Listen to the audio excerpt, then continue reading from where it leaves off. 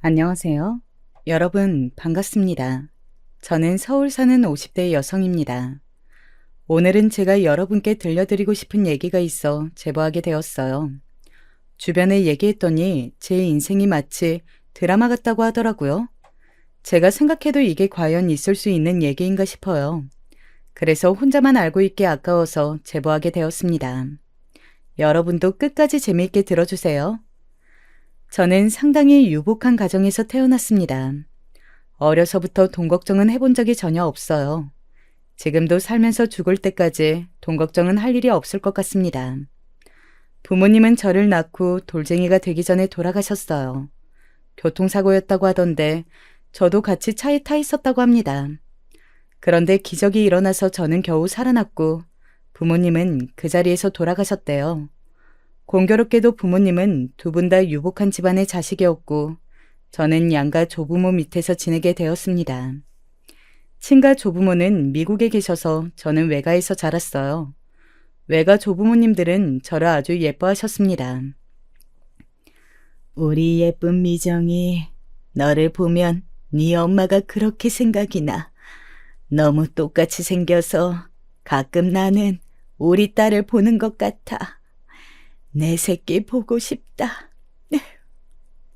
특히 외할머니는 제가 엄마를 너무 많이 닮아서 더욱 예뻐하셨어요. 워낙 여유 있는 집안이라 돈으로 걱정할 일은 전혀 없었죠. 사랑도 많이 받았고 교우 관계도 아주 좋았습니다. 간혹 부모가 없다고 동정하는 사람들이 있기는 했어요. 그래도 전혀 저한테는 타격이 없었습니다. 왜냐하면 이미 저는 가진 게 많았거든요. 학창시절에는 방학이 되면 미국에 가서 살았어요. 친가 가족들이 다 거기에 있어서 저를 반겼거든요. 덕분에 저는 영어도 아직도 외국인을 만나면 막힘없이 할 수 있습니다. 외할아버지가 교수님이셔서 교육도 잘 받고 자랐어요. 전혀 강요하거나 억지로 공부를 시키시는 분들은 아니셨는데 제가 공부에 흥미를 보였습니다. 우리 미정이는 꼭 네 엄마를 닮아서 똑똑하구나. 할아버지가 우리 미정이를 보면 얼마나 뿌듯한지 몰라. 우리 손녀가 이화여대에 합격했다니 너무 기뻐. 그동안 고생 많았어. 에이, 할아버지랑 할머니가 워낙 많이 챙겨주셔서 그렇죠. 저 과외도 전 과목 다 붙여주시고 매일 아침마다 도시락 싸고 힘드셨을 텐데 저야말로 너무 감사해요. 우리 미정이는 누구 닮아서 이렇게 마음씨도 고울까? 이번 주말에 엄마랑 아빠 보러 갔다 오자. 아마 하늘에서 너희 부모님도 뿌듯해 하실 거야. 아휴, 눈물이 안 멈추네. 외할머니는 사랑이 매우 넘치는 분이셨어요. 아빠는 그래도 고모가 있었는데 엄마는 외동딸이었거든요. 그런 애지중지 키운 외동딸이 아기를 낳고 바로 죽었으니 얼마나 상심이 크셨겠어요. 그래서 저는 외할머니와 많은 시간을 보내려고 노력했죠. 그런데 하늘도 무심하시지. 제가 대학에 입학하고 신입생 때 외할머니가 돌아가셨어요. 위암이었는데 손을 쓸 수도 없었습니다. 이미 발견했을 때는 말기였거든요. 그렇게 외할머니를 보내고 저는 슬픔 속에 빠져 살았습니다. 외할머니는 저에게 엄마의 존재였거든요. 할머니, 나 할머니 없으면 어떻게 살아? 나 어떻게 살 자신이 없어. 미정아, 힘들어도 꾹 참고 버티자. 할아버지가 옆에서 많이 도와줄게. 우리 끝까지 버티자. 알겠지? 할아버지는 나 떠나지 마. 할아버지는 제발 오래 살아서 내 옆에 있어줘. 제발. 그건 걱정하지 마. 할아버지는 절대 우리 미정이 곁을 떠나지 않을 거야. 오히려 너무 붙어 있어서 미정이 네가 싫을 텐데. 외할머니가 돌아가시고 저와 외할아버지는 서로 시간을 더 많이 보냈어요. 제가 워낙 상심이 커서 학교까지 휴학하고 집에만 있었거든요. 심지어 미국에도 가지 않고 방에만 틀어박혀 있었죠. 외할아버지는 그런 제가 안쓰러웠나 봐요. 어느 날 저를 억지로 거실로 나오게 해서 나갔더니 저는 깜짝 놀라고 말았어요. 안녕하세요. 처음 뵙겠습니다. 저는 이창석이라고 합니다. 얘기 많이 들었습니다. 만나서 반가워요. 미정 씨라고 하셨죠? 할아버지, 이분은 누구세요? 왜 우리 집에? 미정아, 너무 집에만 있어도 좋지 않아. 이 할아비가 우리 손녀딸이 걱정돼서 주변에 수소문했어. 괜찮은 청년이니까 한번 만나봐. 외할아버지는 옛날 분이라 결혼은 꼭 해야 한다는 분이셨어요. 제가 방에서 나오질 않으니 주변에 물어봐서 제일 잘생기고 키도 큰 재벌집 아들을 데려온 것이었습니다. 외할아버지의 방법은 효과적이었어요. 창석 오빠는 저를 방에서 꺼내 서울 여기저기를 구경시켜 주었습니다. 외할머니가 떠나고 어디 정착할 곳이 없던 저는 그런 창석 오빠에게 마음을 주고 말았어요.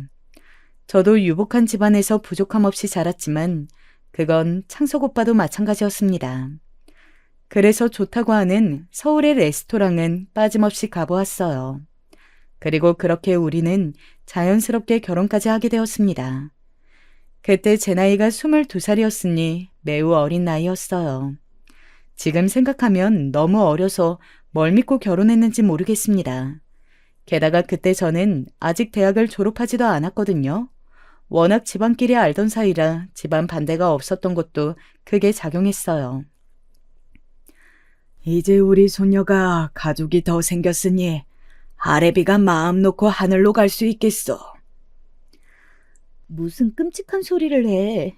할아버지 자꾸 죽는다는 소리 하지 마. 나는 죽음이 싫단 말이야. 왜 자꾸 그런 소리를 해? 실제로 저는 외할머니가 돌아가시고 매우 힘들어해서 외할아버지가 제 곁에 없다고 상상하는 것도 힘들었어요. 그런데 하늘도 무심하시지. 제가 결혼하고 얼마 지나지 않아 외할아버지도 병에 걸리셨어요. 외할머니처럼 바로 돌아가신 것은 아니었는데 점점 거동이 힘들어서 병상에 누워 계시던 기간이 길었습니다. 미정아, 그래도 우리 미정이 평생 돈 걱정 없이 살 수 있게 이 할아버지가 다 해놨어. 다만 아무리 남편이 좋은 사람이어도 이건 너 혼자만 알고 있어야 해. 나는 돈 필요 없어. 돈이 뭐가 중요해? 나는 할아버지만 있으면 된단 말이야. 그런 소리 하지 마. 할아버지, 죽지 마. 미정아, 꼭 김 변호사님 말만 믿어야 해. 절대 돈의 정체를 그 누구에게도 알리면 안 돼. 외할아버지는 그렇게 저에게 계속해서 말씀하셨어요. 실제로 할아버지가 저에게 남긴 재산은 어마어마했습니다. 지금도 제가 죽을 때까지 써도 다 못 쓸 돈이라고 설명하면 될까요? 그러고 나서 할아버지는 얼마 못 가 돌아가셨어요.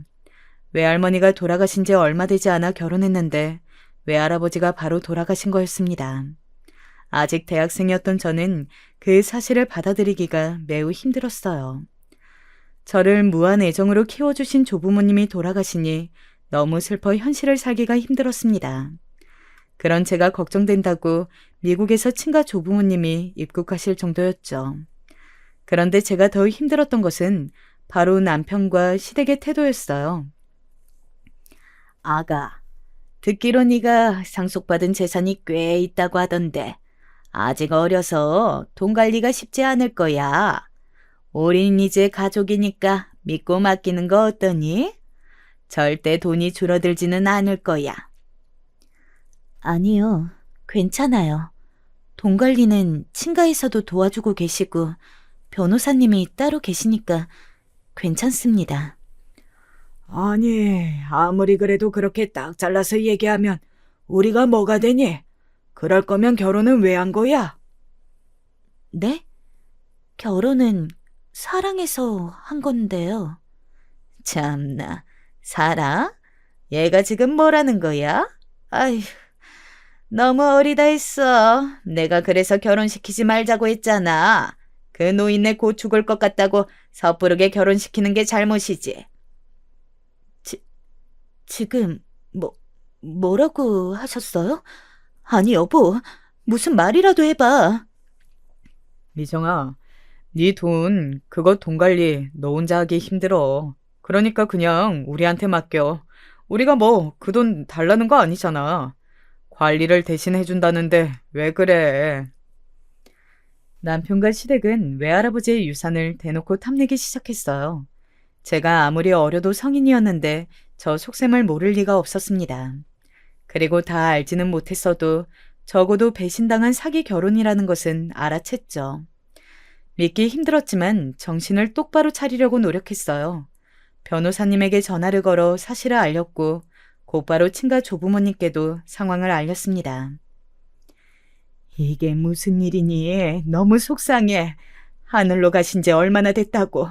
아휴, 그래도 미정아, 이런 관계는 빨리 끊는 게 너한테 이득이란다. 이혼하자. 이혼이요? 저도 이런 집하고 더 엮이기 싫은 것은 맞아요. 그런데 이혼하면 저 혼자잖아요. 외로움이 무서워요. 안 그래도 외할머니 돌아가시고 힘들었는데 지금 외할아버지도 없고 믿었던 남편은 배신하고 저 살기 싫어요. 너무너무 힘들어요. 듣고 보니 우리 미정이가 많이 힘들었겠구나. 성인이 되고 너무 많은 일이 일어나서 감당하기 힘들지? 너무 가슴이 아파. 그러면 우리 따라서 미국으로 갈래? 그래, 그게 좋겠다. 당분간 미국에 가서 우리랑 같이 있자. 혼자 한국에 있으면 너 더 외로워. 미국에 가면 고모도 있고 사촌도 있으니까 괜찮아. 학교는 휴학해. 이혼은 우리가 알아서 처리할 테니까 너는 도장만 찍어. 제가 너무 힘들어하니까 친가에서는 저를 미국으로 데려가셨어요. 지금 생각해도 얼마나 감사한지 모릅니다. 친가 가족들을 따라 미국에 가서 한동안 많은 보살핌을 받았어요. 특히 고모가 있다고 했잖아요. 고모 자식들, 그러니까 사촌 언니와 오빠가 절 많이 챙겨주었습니다. 저를 데리고 학교에도 놀러 가고 근처 쇼핑몰도 가고 드라이브도 같이 했어요. 특히 미국은 파티가 발달되어 있습니다. 그래서 언니와 오빠 친구들이 만약 집에서 파티하면 저를 꼭 데려갔어요. 그리고 거기서 저는 케빈이라는 미국인을 만나게 되었습니다.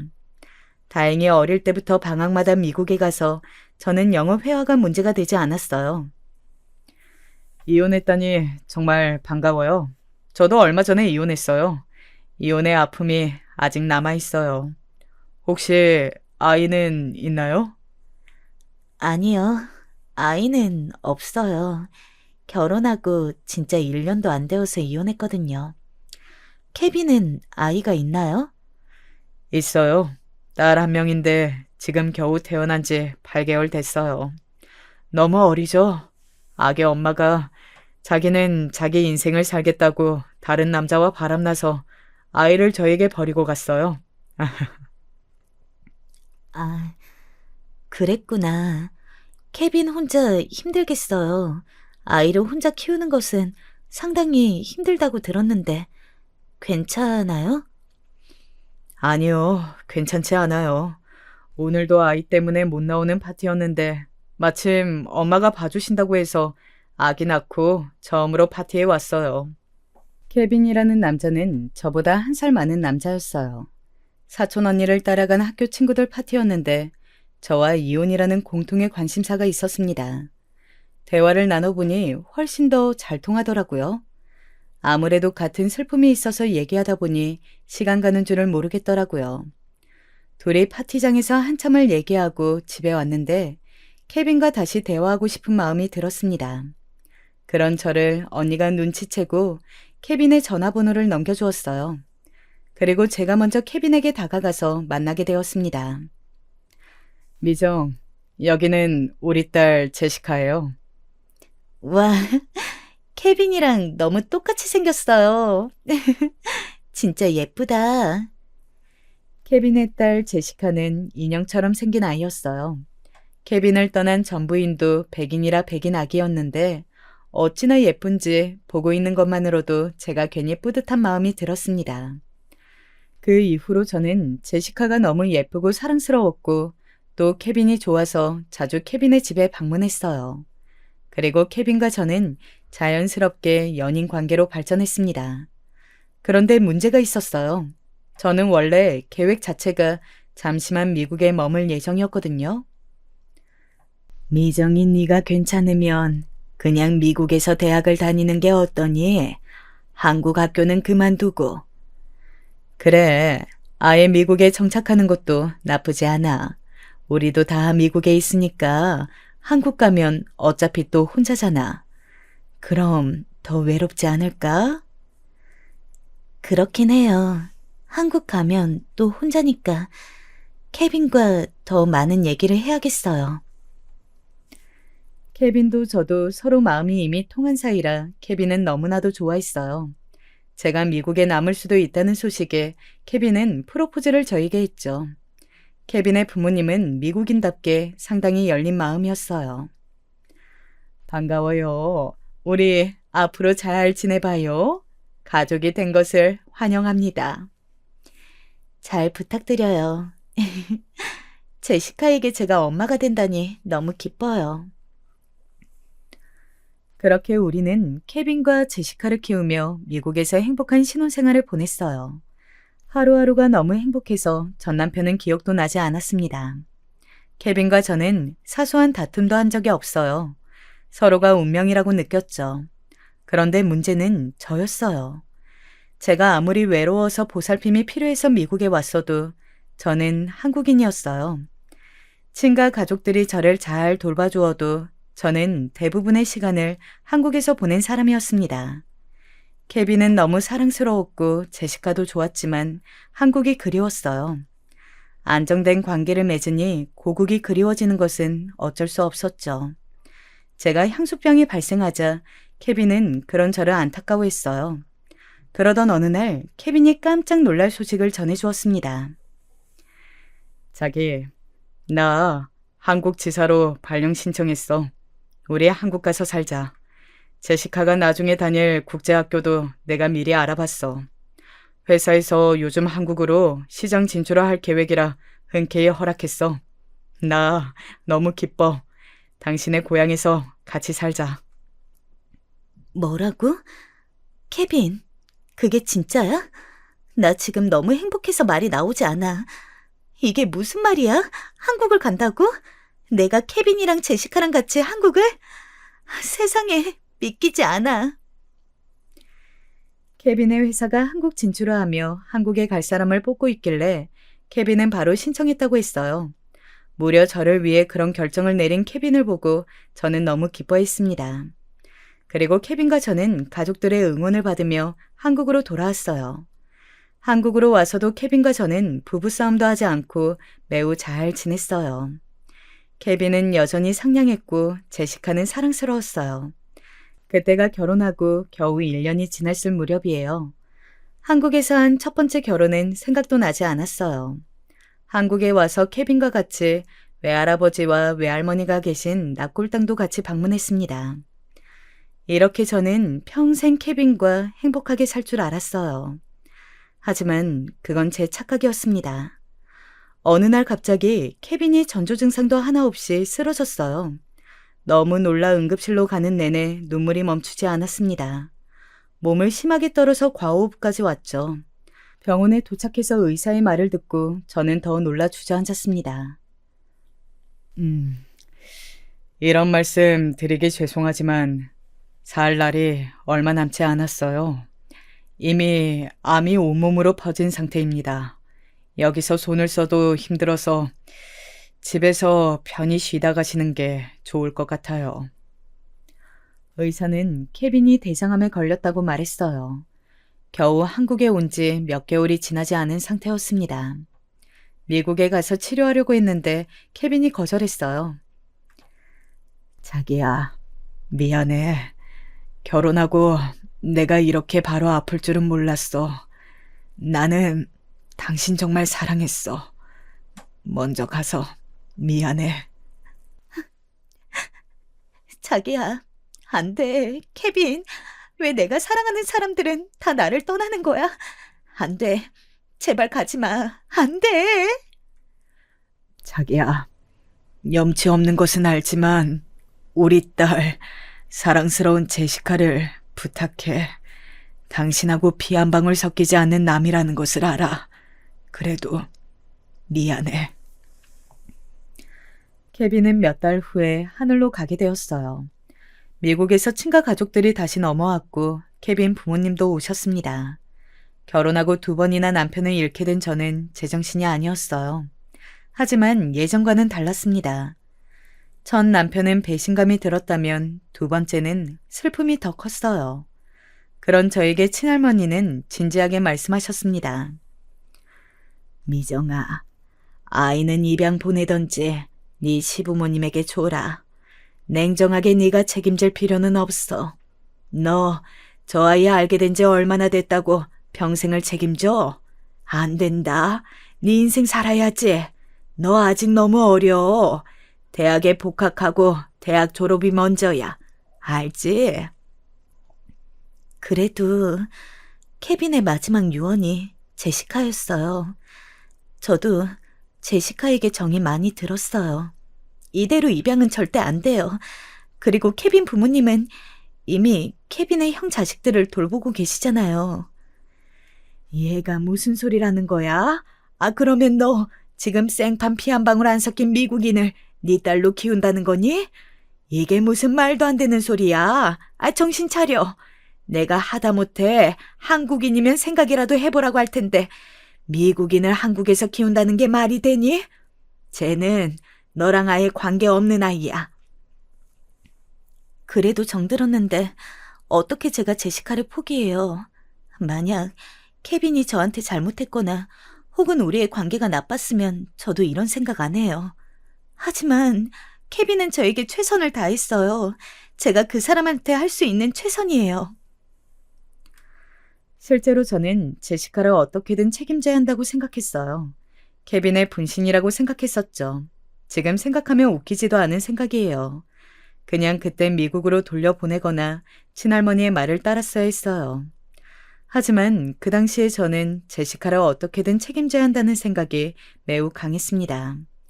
제시카가 한국인, 아니, 저와 피 한 방울이 섞이지 않았어도 제 딸이라고 생각했어요. 저는 그래서 친가 가족들의 심한 반대에도 절대 뜻을 굽히지 않았습니다. 학생은 옆에 아기가 있네. 혹시 아는 사이인가? 우리나라 사람으로는 보이지 않는데, 하하하하. 제 딸이에요. 이름은 제시카. 집에 돌봐줄 사람이 없어서 데리고 왔어요. 그래도 조용히 잘 있으니까 봐주세요. 죄송합니다. 저는 실제로 대학을 다닐 때 제시카를 데리고 다녔어요. 다행히 고등학교가 아니고 대학교라 다행이었죠. 제시카가 정말 예쁘게 생겨서 제 친구들은 제시카를 데려오면 매우 좋아했습니다. 교수님들도 처음에는 당황하셨지만 나중에 제시카가 조용히 앉아서 그림을 그리는 것을 보고 예뻐해 주셨어요. 아이를 혼자 키우는 것은 생각보다 더 힘든 일이었어요.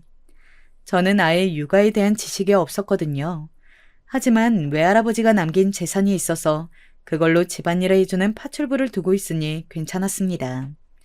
또 제시카가 자라며 어린이집과 유치원을 다닌 후로는 제가 더 편해졌어요. 제시카가 자라면서 한동안 자기 정체성에 대해 고민을 많이 하기도 했습니다. 엄마, 왜 내 친구들하고 나는 다르게 생겼어? 친구들이 나 다른 나라 외계인이래. 나만 다르게 생겨서 어색한가 봐. 제시카는 미국인이라 그래. 괜찮아. 그렇다고 잘못된 것은 아니야. 이렇게 엄마가 사랑하는데 그게 뭐가 문제야. 그렇지? 맞아. 그런데 왜 나는 아빠가 없어? 다른 친구들은 다 아빠가 있는데 나는 없어서 속상해. 아빠는 저기 하늘에 있어.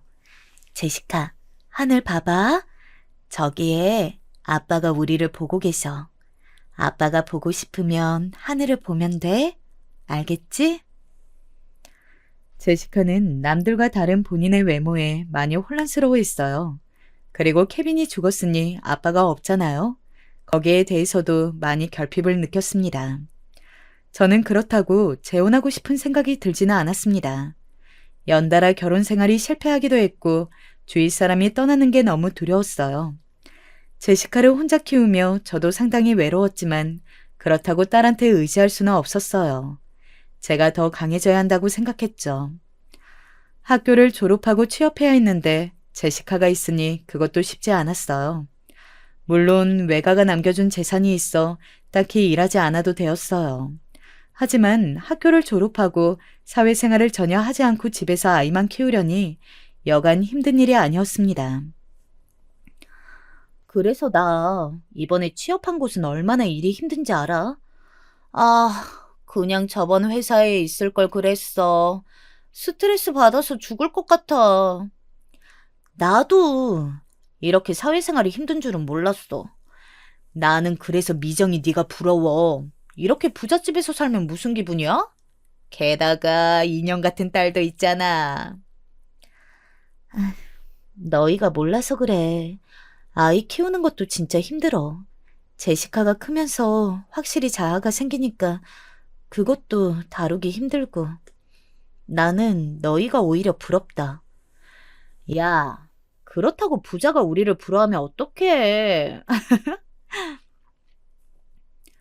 친구들이 집에 놀러 와서 제가 부럽다고 할 때마다 저는 오히려 그 친구들이 부럽다고 말했어요. 그리고 그건 진실이었어요. 그리고 제시카가 학교에 들어가고 그 마음은 더 심해졌습니다. 사실 제시카의 친가, 그러니까 우리 시부모님은 넉넉한 형편은 아니었어요. 그래서 제시카의 양육에 대한 비용은 오로지 다 제가 부담했습니다. 실제로 제가 제시카를 시댁에 맡기지 못한 이유도 돈 때문이었거든요.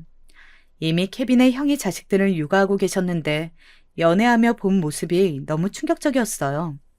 제대로 학교에 다니지도 못하고 교육도 받지 못한 채로 집에서 텔레비전을 보기 바빴거든요. 그래서 제시카를 어떻게든 한국에서 제가 키우고 싶었습니다. 엄마, 나 미국 가고 싶어. 저번에 미국 갔을 때 너무 좋았단 말이야. 거기는 나와 똑같이 생긴 사람이 대다수야. 그리고 생각하는 것도 나랑 비슷해. 한국은 너무 좁고 답답해. 이번에 방학하면 미국 가잖아. 조금만 참아. 곧 있으면 방학이니까 가서 몇 달 있다가 오자. 알겠지? 왜 방학마다 가는 거야? 그냥 나 완전히 미국 가서 살면 안 되는 거야? 엄마도 그냥 같이 미국에 가자. 나를 위해 그 정도는 해줄 수 있는 거 아니야? 엄마가 미국에 잠시 있으면 괜찮은데 오래 있으면 힘들어서 그래. 제시카, 네가 그건 이해해줘? 그럼 나는?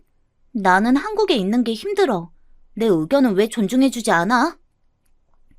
제시카, 너는 애초에 2살부터 한국에서 살았잖아. 만약 네가 성인이 되어 한국에 온 거면 네 의견을 존중하지. 엄마 힘들어. 너무 날석에 말하지 마. 제시카는 한국에서 지내는 것을 별로 좋아하지 않았어요. 아마 인종은 다른 제가 엄마로 있고 본인의 진짜 가족은 미국에 있는 시부모님이라고 생각하는 것 같았죠. 하지만 저는 제가 미국에서 계속 살면 버티는 것이 힘들 거라고 이미 알고 있었어요. 이 문제로 제시카가 사춘기 때 저와 많은 갈등이 있었습니다. 그럴 때마다 얼마나 힘들었는지 몰라요. 밤에 외할아버지와 외할머니가 너무 그립고 케빈이 보고 싶어 잠도 못 자고 그리워한 적도 수도 없이 많아요. 제 돈으로 제시카를 방학마다 미국에 보내주고 혼자 양육하는 게 쉽지만은 않았죠. 엄마, 나 진짜 엄마랑 연락이 닿았어. 미국 가서 보고 오고 싶어. 뭐? 친엄마 말하는 거야?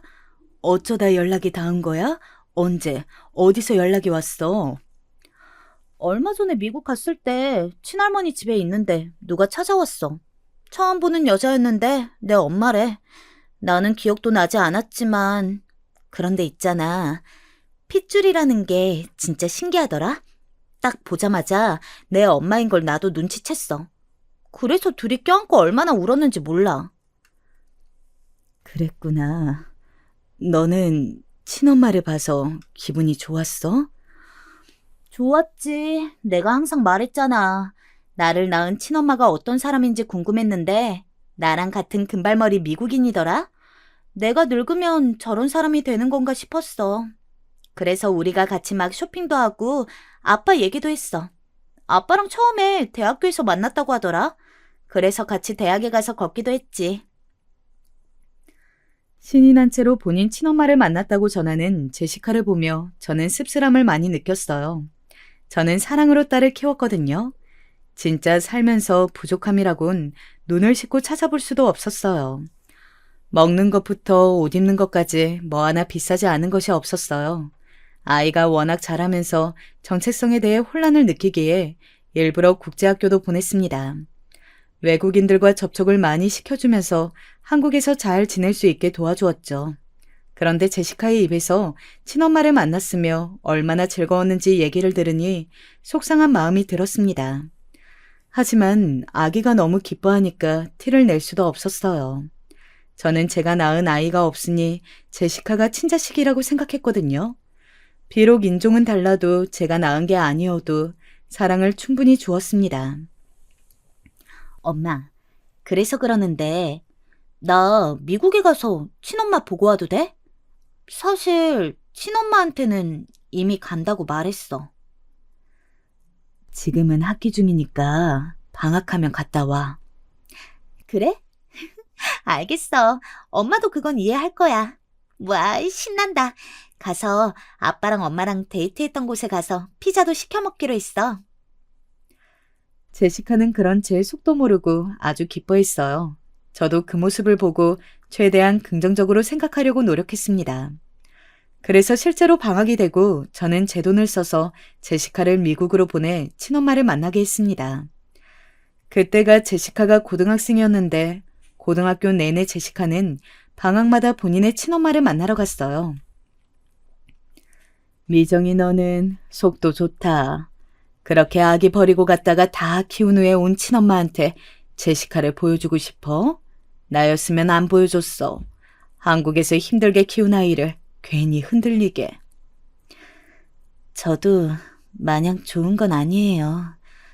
그래도 아이가 원하니까 어쩔 수 없죠. 제시카는 어릴 때부터 저와 인종이 다르다는 것을 어색해했으니까요. 그리고 자기도 얼마나 본인을 낳아준 엄마가 그립겠어요. 제시카는 진짜 나중에 커서 효도해야 해. 누가 사별한 전 남편의 생판 모르는 다른 인종 아이를 키우니? 효도는 안 해도 좋으니까 건강하게만 살았으면 해요. 저는 실제로 제시카를 키우며 효도는 바라지도 않았어요. 그저 케빈의 분신이라 생각하고 행복하길 바랐죠. 그렇게 제시카는 어느새 성인이 되었습니다. 키울 때는 힘들었는데 막상 제시카가 성인이 되니까 느낌이 이상했어요. 언제 시간이 이렇게 흘렀나 싶기도 하고 또 하늘로 간 케빈이 그립기도 했죠. 케빈과 저는 진심으로 서로를 사랑했으니까요. 제시카는 한국에 있는 대학에 진학했어요. 엄마, 나 오늘 학교 끝나고 약속 있어서 늦게 와? 엄마 먼저 자고 있어. 기다리지 말고. 알겠지? 그래, 알겠어. 그래도 너무 무리하지 말고 조금만 놀아. 술 많이 마시지 말고 위험하니까. 그리고 혹시라도 무슨 일 있으면 바로 엄마한테 전화하는 거 잊지 말고. 알겠어? 엄마, 나 20살이야. 걱정하지 말고 그냥 엄마도 놀고 싶은 거 다 놀아. 그럼 안녕.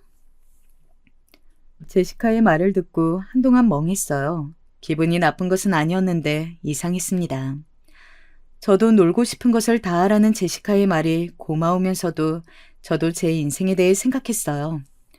첫 번째 이혼과 두 번째 남편과의 사별, 그리고 혼자 아이를 키우며 그 어떤 남자와도 연락하지 않았거든요. 물론 저에게 다가오는 남자는 많았어요. 하지만 제시카를 키워야 한다는 생각에 번번이 거절하고는 했죠. 하지만 이제 성인이 되었으니 저도 제 인생을 살고 싶어졌어요. 제시카를 키울 만큼 키웠다는 생각이 들었죠. 그러던 어느 날 대학 동기에게 연락이 왔어요. 미정아, 나 아는 동생이 있는데 너 한번 만나볼래? 애가 사업하는데 그동안 너무 바빠서 결혼을 못했거든. 우리보다 10살 어린 사람이라 너도 손해볼 거는 없어. 뭐? 10살? 아, 너무 어린 거 아닐까? 그리고 나 이혼하고 사별했잖아. 그거 상대도 알아? 나 더는 살면서 상처받기가 싫어. 얘는? 당연히 내가 이미 말했지. 자기는 아무 상관없다고 하더라. 아, 그리고 네가 외모가 워낙 뛰어나잖아. 동안이라 누가 널 그 나이로 보니? 걱정하지 말고 한번 만나봐. 동기는 아는 동생이 있다며 저에게 소개해 주었어요. 무려 저보다 10살이나 어린 남자를 만나는 것이 부담스럽긴 했습니다. 그래서 가벼운 마음으로 나갔는데 생각보다 그 사람을 훨씬 괜찮은 사람으로 보였어요. 제 이름은 김재훈입니다. 작게 사업하고 있어요. 그동안 일이 중요해서 사람을 제대로 만나지 못했어요. 이제는 좋은 인연을 맺고 싶습니다.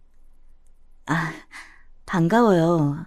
저도 어릴 때 아픈 기억이 많아서 한동안 아이를 혼자 키우느라 연애 생각이 전혀 없었어요. 사람도 아는 사람만 만났죠. 혼자 아이를 키우는 게 쉬운 일은 아니죠. 그래도 워낙 여유가 있으시니 그건 다행이네요. 원래 금전적인 게 제일 힘들잖아요. 아이고, 제가 무슨 소리를 하는 거죠? 이건 잊어주세요. 재훈과 저는 급속도로 가까워졌어요. 둘 다 한동안 사람을 만나지 못해서 참아왔던 욕구가 샘솟았죠. 재훈 씨는 부모가 없는 고아였어요. 보육원 출신인데 어렵게 자랐더라고요. 힘든 상황 속에서 열심히 살았던 게 보였어요. 제가 키운 것도 아닌데 참 기특하게 느껴졌습니다. 그런데 재훈 씨는 저에게 노골적으로 결혼하자는 의도를 보였지만 저는 결혼하고 싶은 마음은 없었어요. 정확히 말하면 같이 살 수는 있어도 혼인신고를 하기는 싫었습니다. 그때 저는 변호사님과 상담을 자주 했는데 재산 상속에 있어서 어떻게 할지 고민 중이었거든요. 당장 제가 죽으면 이 재산을 사회에 환원할지 제시카에게 넘길지도 고민이었죠.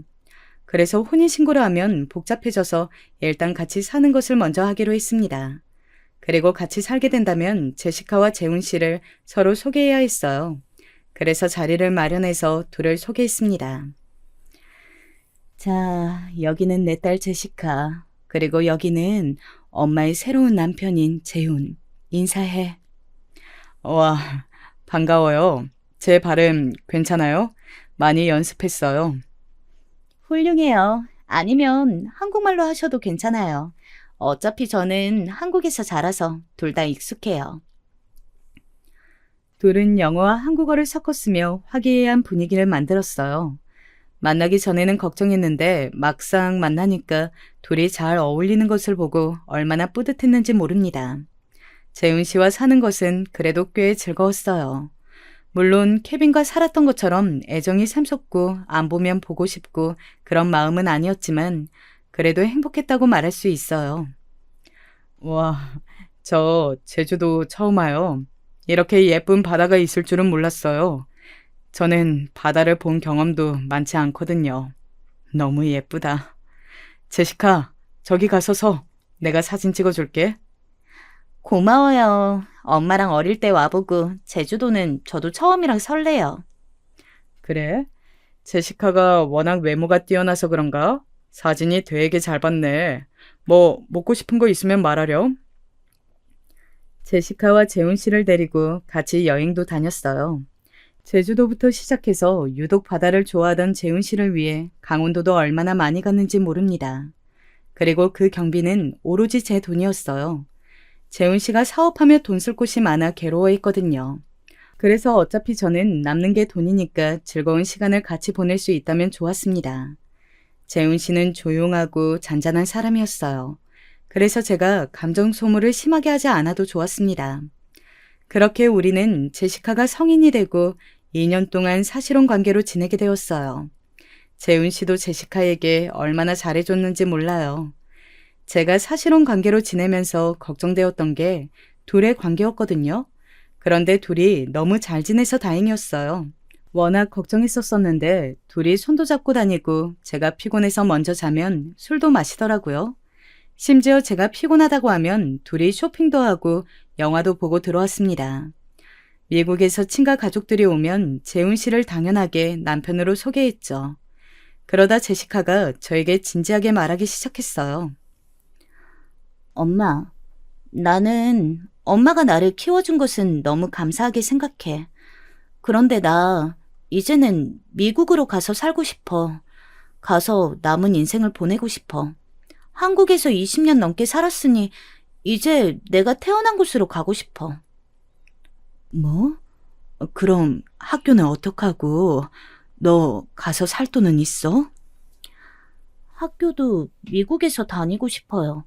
염치 없지만 엄마가 조금만 도와줬으면 좋겠어. 미안해. 너무 갑작스러운 얘기라 일단 생각해보자. 네 마음은 알겠어. 다만 네가 미국에 가면 엄마는 한국에 남아야 하니까 생각보다 이른 결정이라 조금만 기다려줘. 엄마, 너무 걱정하지 마. 제시카는 미국에 가고 싶어 했어요. 본인이 태어난 나라로 가고 싶다는데 제가 어떻게 말리겠어요? 고민 끝에 저는 제시카를 미국에 보냈습니다. 그리고 가서 정착할 지원금을 보내주었죠.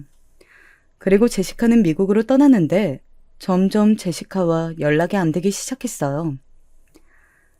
제시카가 미국에 가더니 연락이 뜸해졌어. 원래 매일 전화하기로 했는데 무리라고 해서 일주일에 한 번으로 늘렸더니 이제는 한 달에 한 번도 안 하네. 제시카도 본인 인생을 사느라 바쁠 거야. 당신이 이해해줘. 거기서 새로운 삶을 살아야 하니까 얼마나 고통스럽겠어. 나중에는 제시카를 보러 제가 미국에 가지 않으면 아예 연락이 거의 안 되는 지경까지 가게 되었어요. 서운했던 것은 사실이지만 그래도 미국에 가서 훨씬 밝아진 제시카를 보고 기운정이 있다고 애틋한 마음이 들었습니다. 뭐가 됐든 제시카가 행복하면 된 거니까요. 그렇게 미국으로 제시카가 가니까 저는 부쩍 외로워졌어요. 그동안 한국에서 혼자 딸을 키우며 산 세월이 20년이 넘으니까요. 제 몸의 일부가 사라진 느낌이었죠. 그래서 그때 제 옆에 재훈 씨가 있다는 게 얼마나 위안이 되었는지 모릅니다. 그래서 저도 모르게 재훈 씨에게 많이 의지하게 되었어요. 그런데 제가 의지라는 게 느껴졌는지 재훈 씨는 슬슬 본색을 드러내기 시작했습니다. 제가 재훈 씨와 결혼 생활을 하며 거의 모든 돈을 지출했거든요. 재훈 씨는 대략 제가 어느 정도의 돈을 가지고 있는지 유추한 것 같았어요. 여보, 우리 이제 같이 산 지도 꽤 됐잖아. 우리 이제 혼인신고를 하는 게 어때? 나는 이제 당신과 평생을 함께하고 싶어. 그래? 그런데 그런 법적 절차는 내가 변호사를 대동하고 해서 그럼 김 변호사님께 연락할게. 지금 나랑 결혼하기 싫다는 거야? 싫으면 싫다고 하지. 왜 변호사를 끼고 혼인신고를 해? 우리가 지금 무슨 기업 합병하자는 것도 아니잖아. 여보, 그게 아니고 나는 여보를 충분히 사랑해. 그건 당신도 알잖아. 그게 아니라 나는 늘 이런 법적 사인을 할 때는 변호사님과 함께하는 게 자연스러워서 그래. 그건 재산 문제가 엮일 때고 당신에게 실망이야? 나랑 법적으로 얽히는 게 싫다는 말 아니야? 어떻게 그럴 수가 있어? 나만 당신에게 진심이었어? 급기야 재훈 씨는 우리가 앉아있던 소파에서 리모컨을 찾아 바닥으로 던지기 시작했어요. 갑자기 혼자 흥분해서 괴성을 지르며 집안 살림을 박살내기 시작했죠. 그 모습을 보며 많이 당황했습니다. 일단 진정해. 당신 원래 이런 사람이었어? 왜 갑자기 화를 내고 그러는 거야? 차분하게 대화를 하면 되잖아. 왜 이렇게 혼자 흥분하는 거야? 지금 당신이 나랑 결혼하기 싫어하는 게 눈에 보이니까 그러지. 내가 화가 안 나게 생겼어? 그럼 이제까지 나랑 함께한 시간은 뭐야? 그동안 나를 가지고 논 거야? 무슨 말을 그렇게 해? 내가 뭘 놀아? 내가 오히려 당신한테 쓴 돈이 더 많아. 진짜 나야말로 듣다 보니까 어이가 없네? 나만 당신한테 진심이었네. 나는 당신하고 법적으로 부부가 되길 원했던 건데, 당신은 그게 지금 싫은 거잖아. 됐어. 헤어지자. 나 당신하고 못 살아. 실망이야. 뭐? 지금 이렇게 갑작스럽게 이혼을 결정하는 거야? 나는 대화로 해결하길 원했어. 당신은 왜 이래? 이혼? 웃기지 마. 당신하고 나는 애초에 그냥 동거하던 사이 그 이상 그 이하도 아니잖아. 됐어. 재훈 씨는 정말 사람 자체가 바뀐 기분이 들었어요. 혼자 흥분한 모습을 보며 저는 속으로 혼인신고를 하지 않은 것을 다행으로 여겼습니다. 그렇게 너무나도 허무하게 세 번째 결혼 생활이 끝이 났어요. 만약 이렇게 끝났으면 제가 사연을 제보하지도 않았을 거예요. 지금부터가 제 사연의 절정이니 꼭 끝까지 들어주세요. 재훈 씨가 집을 나가고 한동안 저는 힘든 시간을 보냈어요. 제시카도 제 곁에 없고 연락도 잘 안 되는데 재훈 씨도 저를 떠났으니 외로워서 미치는 줄 알았습니다. 친가 가족들을 보러 미국에 가도 잠시뿐이었어요. 제시카와는 연락도 되지 않아 제가 무려 미국에 갔어도 얼굴은 못 보고 돌아오기도 했습니다. 겨우 연락이 되면 제시카는 늘 바쁘다고 미안하다고 말을 하더라고요. 엄마, 미안. 내가 요즘 대학원 준비로 종일 도서관에 있어서 바쁘네. 곧 한국 갈 수도 있으니까 그때 봐요. 그럼 안녕. 섭섭하고 서운했어도 꾹 참았어요. 그리고 재훈 씨를 소개한 친구에게 연락이 왔습니다. 그 친구는 제가 재훈 씨가 저를 떠났다고 했을 때 저에게 미안하다고 계속했던 친구였어요. 본인도 재훈 씨가 그런 인성을 가지고 있는 줄 몰랐다고 하더라고요. 한편 저는 재훈 씨를 진지하게 고소하려고 준비 중이었습니다. 왜냐하면 처음에는 몰랐는데 재훈 씨가 나가고 집안 곳곳에서 귀중품이 없어진 것을 발견했어요. 누가 봐도 재훈 씨가 가져간 것이 분명했죠. 처음에는 그거 없다고 제가 생활이 힘들어지는 게 아니라 그냥 냅두려고 했습니다. 하지만 혼자 생각할수록 괘씸하더라고요. 마침 그래서 변호사님과 상담하고 있었는데 친구에게 급한 연락이 와서 받았어요. 그리고 충격적인 소식을 들었습니다. 아니, 미정아, 너 놀라지 말고 차분하게 들어. 걔 결혼한대. 나 진짜 깜짝 놀랐어. 상대는 나도 모르겠어. 자기도 민망한지 소규모로 한다고 하더라. 아유, 진짜 기가 막혀. 뭐라고? 나랑 헤어진 지 얼마나 됐다고? 결혼? 결혼을 해? 지금 그게 사실이야? 친구가 전해준 소식은 바로 재훈 씨의 결혼 소식이었어요. 우리 집을 나간 게 얼마 전인데 이게 무슨 소리인가 싶었죠. 저는 날짜를 듣고 그 날짜를 기다리기 시작했어요. 일부러 변호사님과 상담 후에 아무런 조치도 취하지 않았어요. 그 결혼식에 가서 깽판을 칠 목적이었거든요. 그리고 결혼식 당일이 되었습니다. 만발의 준비를 하고 도둑놈에게 할 말을 정리해서 결혼식장으로 향했어요. 결혼식장에 가니 정말로 재훈 씨가 있었어요. 일단 한 발 물러서서 신부 얼굴을 확인하고 싶었습니다. 그래서 신부 대기실로 들어갔는데 여러분, 저는 이때 너무 놀라서 그 자리에 주저앉아 쓰러졌어요. 친구와 같이 갔는데 만약 친구가 제 몸을 부축하지 않았으면 저는 아마 머리를 박고 병원에 입원했을 거예요. 뭐야? 지금 저게 누구야? 저 신부 제시카 아니야? 어머, 이게 무슨... 아니, 제시카, 너 이게 뭐야? 엄마, 숙자 이모? 아니, 여긴 어떻게, 아니. 설명해. 똑바로 설명해. 네가 지금 왜 여기에 있어? 어떻게 네 새아빠랑 바람이 나? 네가 그러고도 사람이야? 미쳤어? 내가 널 어떻게 키웠는데? 그동안 연락 두절이었던 게 그러면 다 네 새아빠랑 결혼하려고 했던 거야? 제 말에 거기 있던 모든 사람이 다 우리를 쳐다봤어요. 소란의 재훈 씨도 신부 대기실로 들어왔고 저를 보더니 경악하더라고요. 아니, 당신이 어떻게 여기에... 저는 순간 참을 수가 없었어요. 그래서 제시카의 손에 들려있는 부케를 빼앗아 제시카와 재훈의 머리를 번갈아 내리치기 시작했습니다. 다행히 친구도 저를 도와 같이 때려주었어요. 미쳤어? 너희가 그러고도 사람이야? 이 미친 인간들아, 날 두고 둘이 무슨 짓이야? 한참을 욕하며 내뱉으니 주변에서 웅성거림이 매우 심해졌어요. 재훈 씨와 제시카는 아무 말도 못하고 저와 친구가 때리는 것을 그대로 막고 있었죠. 그 뒤로 어떻게 시간이 흘렀는지 모르겠어요. 저는 변호사님께 할 수 있는 모든 법적 절차를 다 밟아달라고 했습니다. 그래서 재훈 씨는 그대로 교도소에 들어갔어요. 사기죄와 각종 본인 사업과 관련된 불법적인 일들을 다 알아내어 고소했거든요. 그리고 제시카는 지금 미국에서 지내고 있어요. 당연히 지원금은 주지 않고 있고 이제는 제 딸이라고 생각하고 있지 않아요. 엄마, 제가 잠시 눈이 돌았었나 봐요. 미안해요. 그냥 그 사람이 결혼식만 올리면 재산을 준다고 해서. 그래서 그러면 엄마한테 더 제가 손을 벌리지 않아도 되니까. 앞으로 연락하지 마. 나는 그리고 네 엄마 아니야. 너가 그렇게 좋아하는 네 친엄마와 지내도록 해.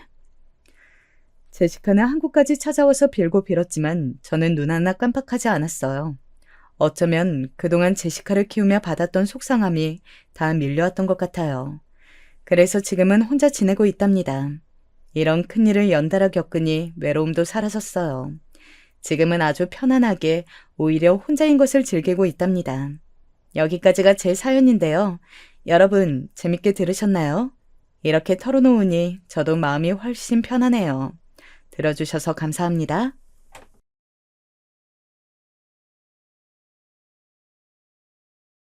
자식들을 제 맘대로 키울 수 있으면 얼마나 좋겠냐만 그렇지 않더라고요. 적어도 어느 시기까지는 부모가 원하는 대로 가주는 것 같다가도 어느 순간부터 자기 의견이 굳건해지면서 부모가 그것을 인정해 주길 바라는 것 같아요. 물론 그것도 맞는 말이지만 우리 집 아이들은 어쩜 이렇게 다 제각각이라 저를 쉴 수 없게 하는 걸까요? 한창 조론이라는 말이 있듯이 저도 가끔 졸모라는 것을 꿈꿔보았던 것 같아요. 그런데 그것도 왠지 팔자 좋은 엄마들이나 해볼 수 있는 게 아닌가 싶어요. 저희 집은 제가 제일 예뻐라 했던 막내 아들부터 얼마나 제 속을 썩였는지, 아들이 벌인 일 때문에 남편과 보통 부부싸움을 한 게 아니었어요.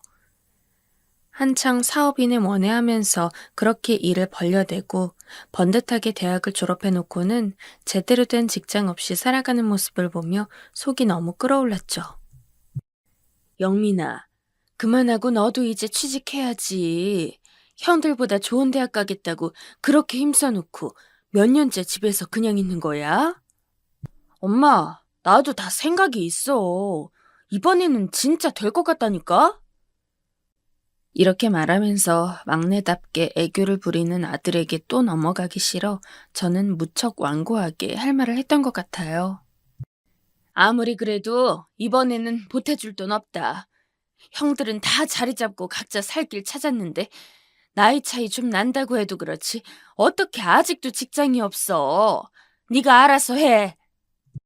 맨날 친구들이랑 몰려다니며 술이나 마시러 다니고 그러면서 웬 사업 계획만 잔뜩 들고 와서 저랑 남편을 어떻게든 설득하려 하더군요.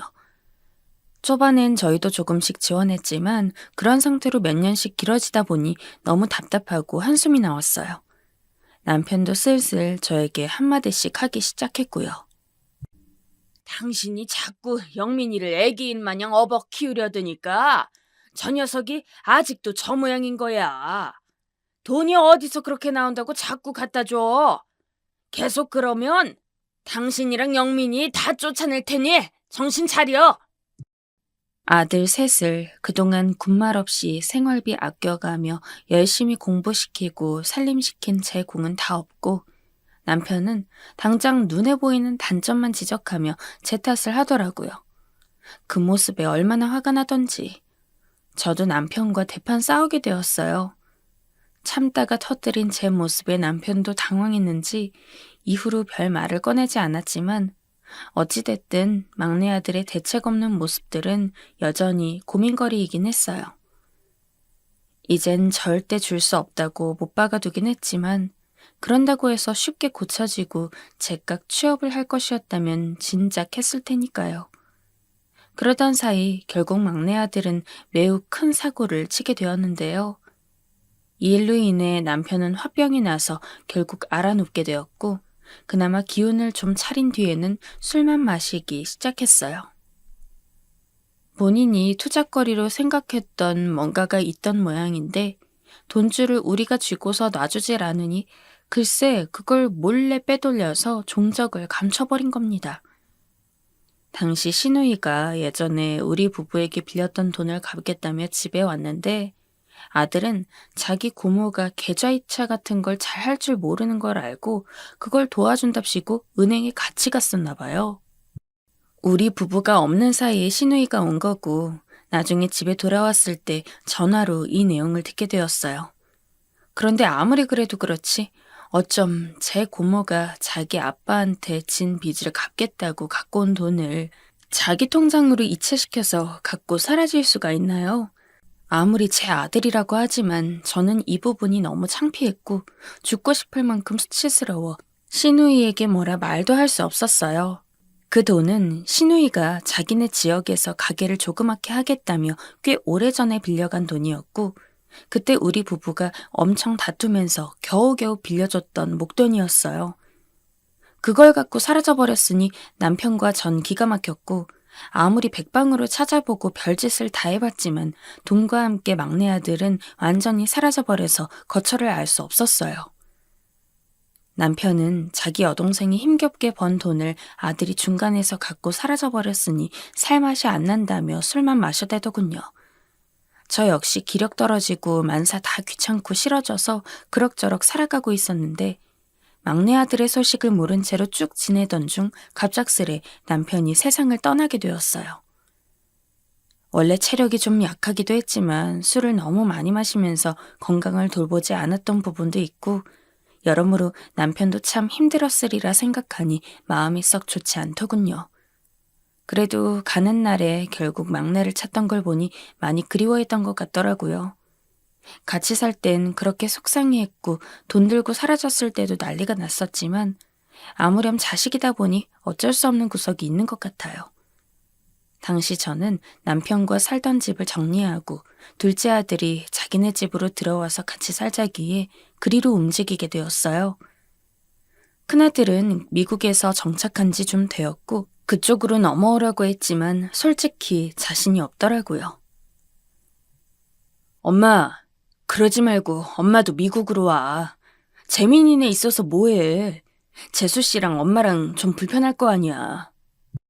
큰아들 말 맞다나 저는 둘째 며느리와 좀 어색한 사이긴 했어요. 왜냐하면 큰며느리는 그럭저럭 성격이 괜찮은 편인데 둘째 며느린 상견례 때부터 뭔가 잘 안 맞아 그런지 같이 있으면 늘 신경이 쓰였거든요.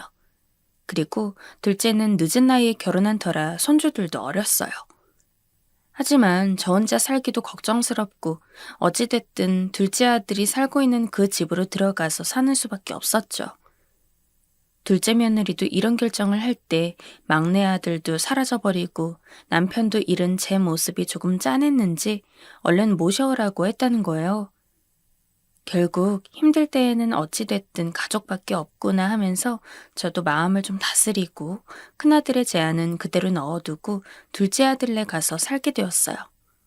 하지만 역시 가족밖에 없다고 생각했던 저는 큰 착각을 하고 있었다는 걸 얼마 지나지 않아 깨닫게 되었고 매우 지옥 같은 시간이 이어지게 되었어요.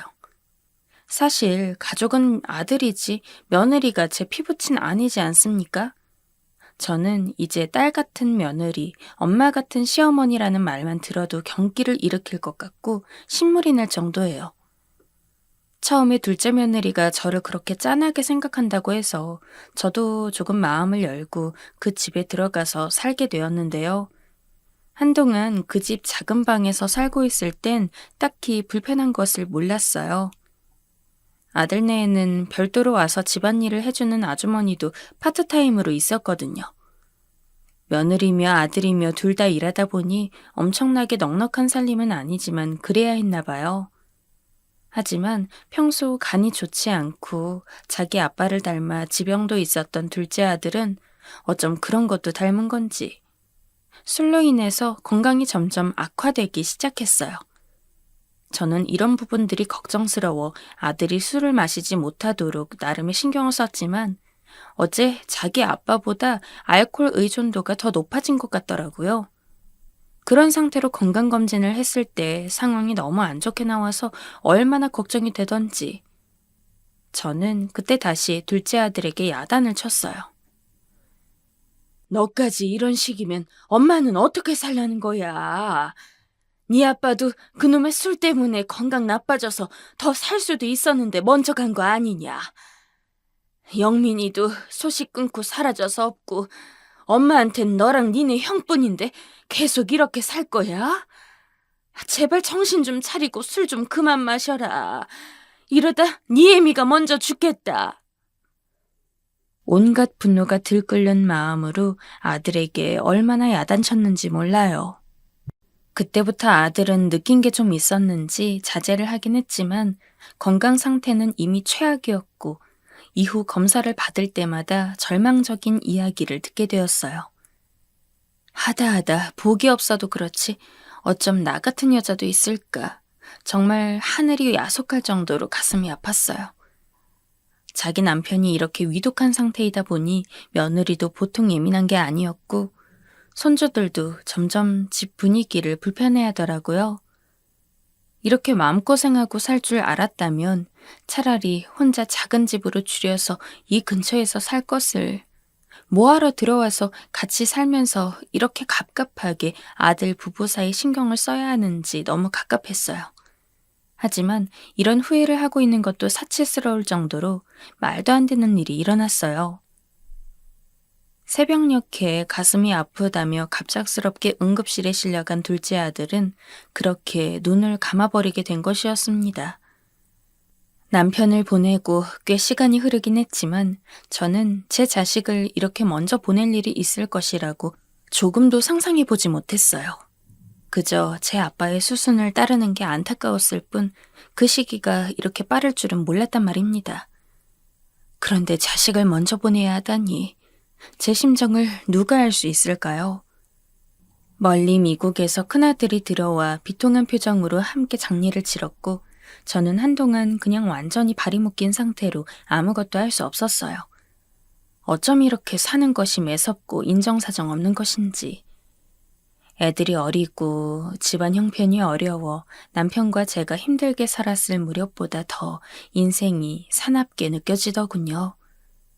둘째 아들을 보낸 슬픔이 힘들었지만 어거지로 힘을 내서 손주들을 챙기고 아들의 요품을 정리하며 마음을 다스리고 있던 저에게 며느리는 이상하리 많지 급변한 태도를 보이기 시작했어요.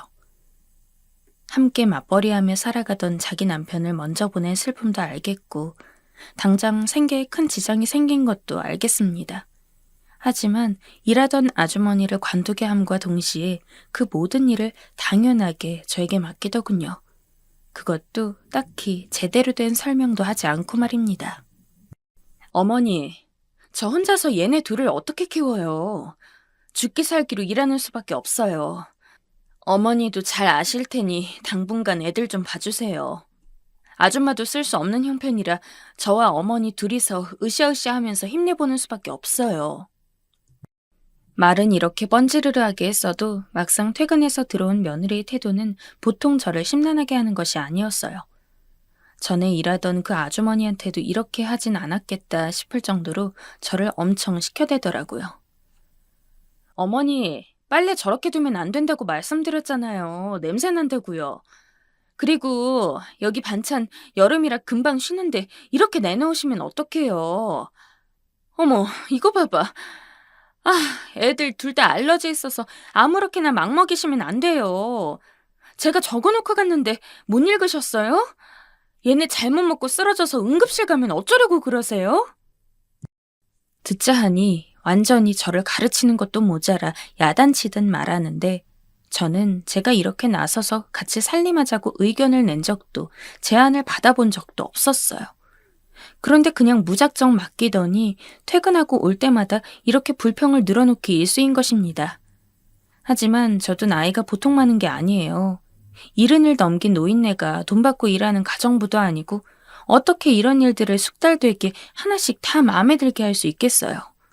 젊은 사람들 입맛대로 주문하면 그게 척척 나올 수 있겠냐고요.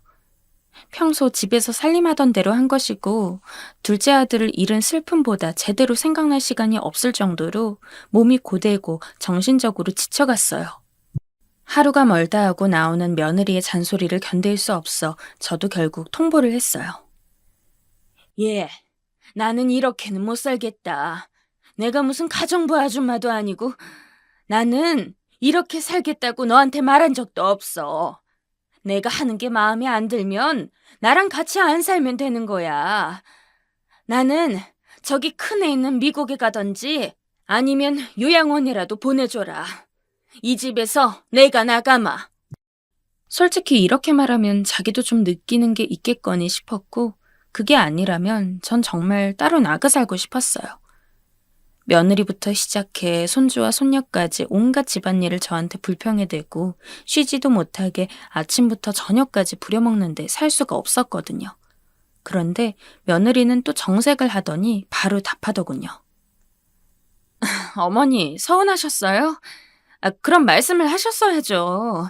저나 애들이나 그 사람 보내놓고 너무 예민했었나 봐요. 어머니도 마찬가지일 거고요. 그렇다고 나가겠다고 말씀하시면 저희도 섭섭해요. 나중에 그 사람 얼굴을 어떻게 보라고요. 저희가 잘할게요, 어머니. 이 말을 들으니 저도 한층 화가 꺾였고 어쩔 수 없는 불협화음이었나 보다 싶어 그냥 속을 추스렀어요. 그런데 며느리가 했던 이 말은 그냥 허울 좋은 달래기용이었더군요. 그렇게 꼴보기 싫으면 요양원에 보내던지 아님 거기 될 돈이 아까웠으면 미국 가는 절차만이라도 도와줘서 보내버리던지 하면 되는 거 아닌가요? 며칠간은 미안하다고 하며 제 안색을 살피더니 이후론 다시 똑같은 일상이 이어지고 갈수록 말은 더 험해지더라고요. 그래도 저는 며느리가 나름 잘하겠다고 했던 말을 떠올리며 본인도 바쁘고 남편 없이 애 키우느라 힘들겠지 싶어 꾹꾹 참았는데 말입니다. 그저 꾸역꾸역 달래가며 저를 붙들어 놓고는 이제 제가 완전히 여기 묶였다고 생각한 건지 남한테도 못할 막말을 해대지 뭡니까? 어머니! 이게 뭐야? 김치찌개 너무 짜요. 어째 연세를 곱빼기로 드시나. 갈수록 이렇게 간을 엉망으로 보시면 어떡해? 하여간 노인네들은 밥 시킬 게 아니라 그냥 주는 대로 먹게만 해야 된다더니 딱 그 말이 맞네. 아니 뭐 이렇게 짜요, 어머니? 이제는 반말 섞어서 존댓말도 아닌 이상한 말투로 함부로 말하는 것이었어요. 들을수록 꽤나 모욕적인 말들을 아무렇지 않게 해대고 제 안색이 변하는 것 같으면 또 달래듯 어깨를 두드려대는데 이거 원 사람을 갖고 놀리는 것도 아니고 너무 불쾌하더라고요. 참다 못해 그간 오가던 동사무소에 들러 이것저것 물어보게 되었어요. 가끔 마주하던 청년이 외려 저희 며느리보다 더 친절하더군요. 나라에서 이런 것 관련해 복지가 있는지 알아보고 그쪽으로 해결 보려고 저는 정말 마지막 방법까지 생각하게 되었는데요. 동사무소 직원과 상담을 하고 나름 모두에게 문제없는 방식으로 나가려고 하는데도 며느리는 저를 놔주지 않는 겁니다. 저희 어머니는 제가 모실 거예요. 저희 남편이 저한테 어머니를 부탁하고 갔다고요. 사실인지 아닌지 확인도 할 수 없지만 설령 아들이 그렇게 부탁했다 하더라도 다 진절머리가 나고 싫었어요. 대체 나를 이렇게까지 붙들고 있다는 이유가 뭔지 그 심보를 모르겠더라고요. 그렇게 힘없이 터덜터덜 집으로 걸어 들어왔고 다음 날이 되니 며느리의 태도는 더 냉정해지고 쎄해진 게 느껴졌어요. 제가 상담하고 알아봤다는 게 기분이 어지간히 나빴는지 분위기는 마치 살얼음판 같았어요. 왠지 모르게 주눅 들고 눈치 보여 말도 붙일 수 없었고 마침 휴일이기도 해서 종일 며느리와 붙어있는 게 너무 불편하더라고요. 그런 와중에 며느리는 저랑 부엌에서 잠깐 비껴가는 사이 그때를 놓치지 않고 잔소리를 퍼붓기 시작했습니다. 처음엔 제가 한 살림살이가 마음에 안 드는 것으로 말을 꺼내더니 갈수록 기분 나쁜 티를 팍팍 내는 게 아니겠어요? 하여간 일은 지지리도 못하면서 뭔 놈의 불만은 그렇게 많아서 여기저기 떠벌리고 다니면서 일을 만들어? 노인네가 돼가지고 자기 자식도 아닌 며느리가 데리고 살아준다고 하면 입 다물고 조용히 살 것이지. 아, 진짜 성질나서 못 견디겠네.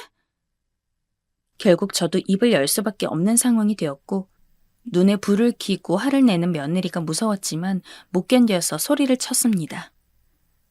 너 보자 하니 말버릇이 그게 뭐냐? 내가 너보다 아랫사람도 아니고 어떻게 나한테 그럴 수가 있니? 아들 죽었다고 지금 나 무시하는 게냐? 그러자 며느리는 코웃음 치면서 소리를 빽빽 질러댔는데 듣는 제가 다 목 아프게 느껴질 정도로 아주 생목을 다 긁어서 내뱉더라고요. 말버릇? 어이구, 이 노인네가 진짜 오냐오냐 하니까 주제를 모르네? 정신을 어디로 처먹고 하는 소리야? 여기저기 일러 바치면서 아주 그냥 신이 나셨어. 집엔 꼴 아주 잘 돌아간다, 잘 돌아가! 그러면서 눈이 완전 삐쭉 올라가서 고함을 내지르는데 말을 얼마나 힘주어 하는지 소름이 돋고 머리카락이 쭈뼛 서더라고요. 자기 아들도 죽고 없는데 며느리가 데리고 살아주면 고마운 줄 알아야지. 이 놓친 내가 나 같은 며느리가 세상에 어디 있어? 고마운 줄도 모르고 참네. 이성을 잃은 것처럼 저를 노려보는데 당장이라도 저에게 손이라도 댈까봐 순간 겁이 나 숨이 가빠졌어요. 그대로 밀치거나 때리는 게 전혀 불가능해 보이지 않아 너무 무서웠습니다. 완전히 기에 눌려 숨도 내쉬지 못하고 참고 있는데 그 순간 갑자기 현관문이 거세게 열리더니 누가 벌컥벌컥 들어오더군요. 아마도 손주인 것 같아서 굳이 내다보지 않았는데 갑자기 이쪽으로 성큼성큼 속도를 내더니 그대로 날카롭게 주변을 찢는 비명소리가 났습니다. 난데없는 며느리의 비명소리에 놀라 눈을 들어보니 글쎄 이게 대체 누구란 말입니까? 분노를 사귀지 못하고 씩씩거리던 덩치큰 사람은 손주가 아니라 얼마 만에 얼굴을 보는지도 당장 떠오르지 않는 제 막내 아들이었습니다. 지금 와서 겨우 생각해보면 거진 20년이 훌쩍 넘어 다 되어본 것이고 얼굴도 좀 변해 있고 체격도 달라져서 하마터면 못 알아볼 뻔했어요. 그렇게 간절히 찾아도 만날 수 없고 자기 아빠 장례에도 당연히 나타나지 않았으며 자기 둘째 형이 먼저 하늘로 간 건 알고나 있는지 가끔 떠올렸던 우리 막내 아들. 돈이고 뭐고 다 되었으니 제발 생사만이라도 알 수 있었으면 하고 가끔씩 잠결에 울며 생각했던 그 아들이 눈앞에서 벌벌 떨며 숨을 내쉬고 있었어요. 형수님, 지금 뭐 하시는 거예요? 막내 아들은 며느리에게 괴성을 질러가며 방방 뛰어대고 며느리는 얻어맞은 뺨을 부여잡고 벽에 붙어 서서 완전히 공포에 질린 얼굴을 하고 있었어요. 상황이 도대체 어찌 가는지 알 수 없었지만 바로 옆에 있는 뭐라도 집에서 던질 듯한 아들의 기세에 놀라 그저 허리춤을 잡고 말리게 되었죠. 며느리는 그대로 주저앉아 아들 발밑에 무릎을 꿇고 연신 빌어대는데 이걸 어디서부터 이해해야 하는 걸까요? 숨막힌 긴장의 시간이 지나고 겨우 숨을 고른 아들은 그대로 거실로 터벅터벅 걸어 들어가 털썩 앉았고 저는 아들에게 말도 못 붙인 채 연신 둘의 얼굴 표정만 왔다 갔다 살필 뿐이었어요. 여전히 아들은 눈에 살기를 띠고 며느리를 노려보고 있었으며 며느리는 제대로 아들의 눈을 쳐다보지도 못하고 죄인처럼 고개를 수그리고 있었고요. 아들은 겨우 저를 보고 말을 한마디씩 잇는데 갑작스레 들이닥친 그 존재감만큼 내용은 너무 충격적인 데다가 가슴이 아려워서 눈물이 흐르더군요.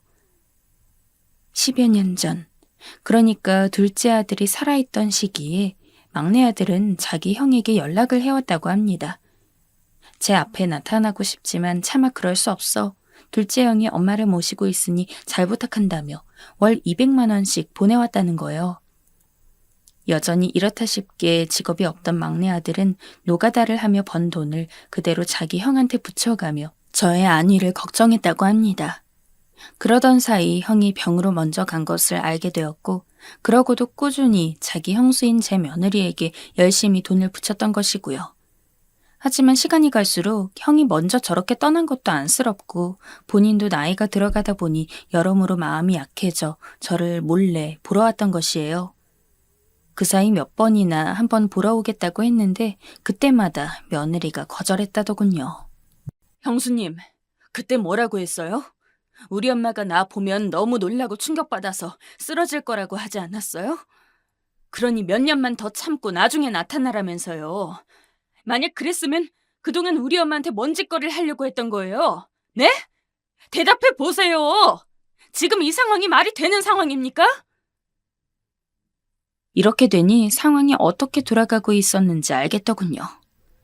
막내 아들이 10여 년간 달마다 꾸준히 보내오는 200만 원을 챙기기 위해 며느리는 저를 요양원이니 나라에서 해주는 복지니 다 거절하고 저를 붙잡고 있던 것이에요. 그저 순진하게 자기 형수 말만 믿고 있던 아들은 참아보겠노라 다짐했다가도 근처에 와서 제가 살고 있는 모양새라도 좀 보고 싶어 들렀고 문을 대충 열고 나가버린 손주 때문에 틈새로 집안을 지켜보다가 놀라서 뛰어들어온 것이었어요. 정말 그대로 죽으란 법은 없는 건지 이때 막내 아들, 하다못해 옆집 사람들이라도 중간에 들어오지 않았다면 며느리는 저에게 어떤 물리적인 행동을 했을지 상상도 안 가요. 그렇게 막말을 하고 이제는 반말 섞인 욕짓거리까지 하며 분풀이용으로 저를 대하고 있었으니까요. 참 슬픈 건 저도 이런 상황에 어느 정도 적응이 되어 왔고 점점 그 자극이 거세질 뿐 이 생활을 제대로 벗어날 공리도 하지 못했다는 거예요. 그나마 정말 기적같이 그때 막내 아들과의 만남이 없었다면 이후의 일들은 잠깐 눈을 감고 떠올려 보기도 겁이 납니다. 지금 현재로 넘어오자면 경찰에 며느리를 신고한 상태며 원룸에서 혼자 살고 있는 아들 집으로 옮겨와서 살고 있어요. 그 일이 일어난 직후 아들은 제 방으로 들어가 짐을 챙겨 제 팔을 끌고 나가주었습니다.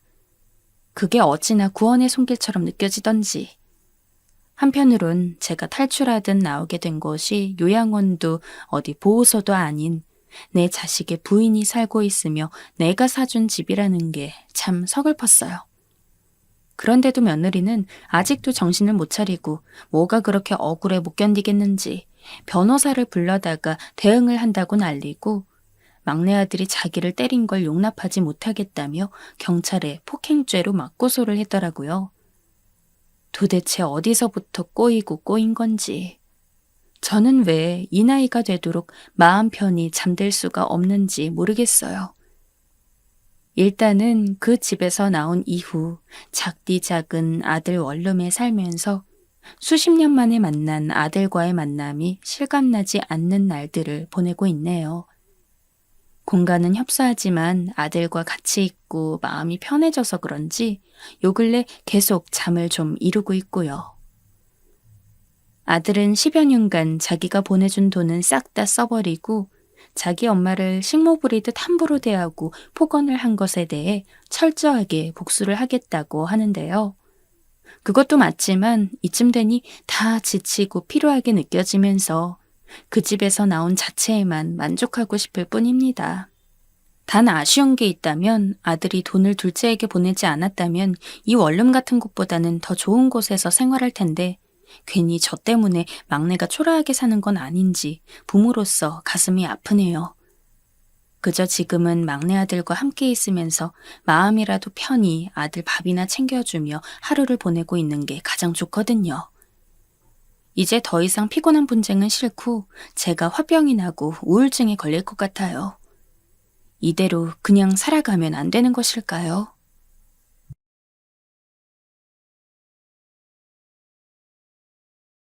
안녕하세요. 친구에게 제 이야기를 했더니 톡톡 사연 채널을 알려주더라고요. 제 이야기를 듣고는 주작이다, 자작이다 라고 생각하실 수 있지만 100% 실화이니 재미있게 들어주셨음 해요. 글솜씨가 부족하더라도 너그럽게 이해해주세요. 한평생 연애는 해도 결혼할 생각은 없었습니다. 마땅히 마음이 맞는 남자도 없었고요. 하지만 부모님이 누구보다도 제 결혼을 강요했어요. 그렇게 혼자서 노처녀로 늙어 죽을 거냐면서 나이 먹으면 여자든 남자든 좋은 배우자 만나서 가정 꾸리고 잘 사는 게 행복이라며 제가 원치 않아도 매일같이 선을 보게 하고 마음대로 약속을 잡았습니다. 뭐 결혼 생각이 없긴 했지만 그렇다고 해서 극단적으로 비혼주의를 추구하는 것도 아니었기 때문에 저는 그럭저럭 부모님 비위를 맞춰드리기 위해 결혼을 했어요. 남편 될 사람은 심성도 착했고 약사여서 돈도 많이 벌었습니다. 이것저것 따져봤을 때 그래도 한평생 같이 산다고 생각하면 남편감으로는 무척 좋은 사람이라고 생각합니다.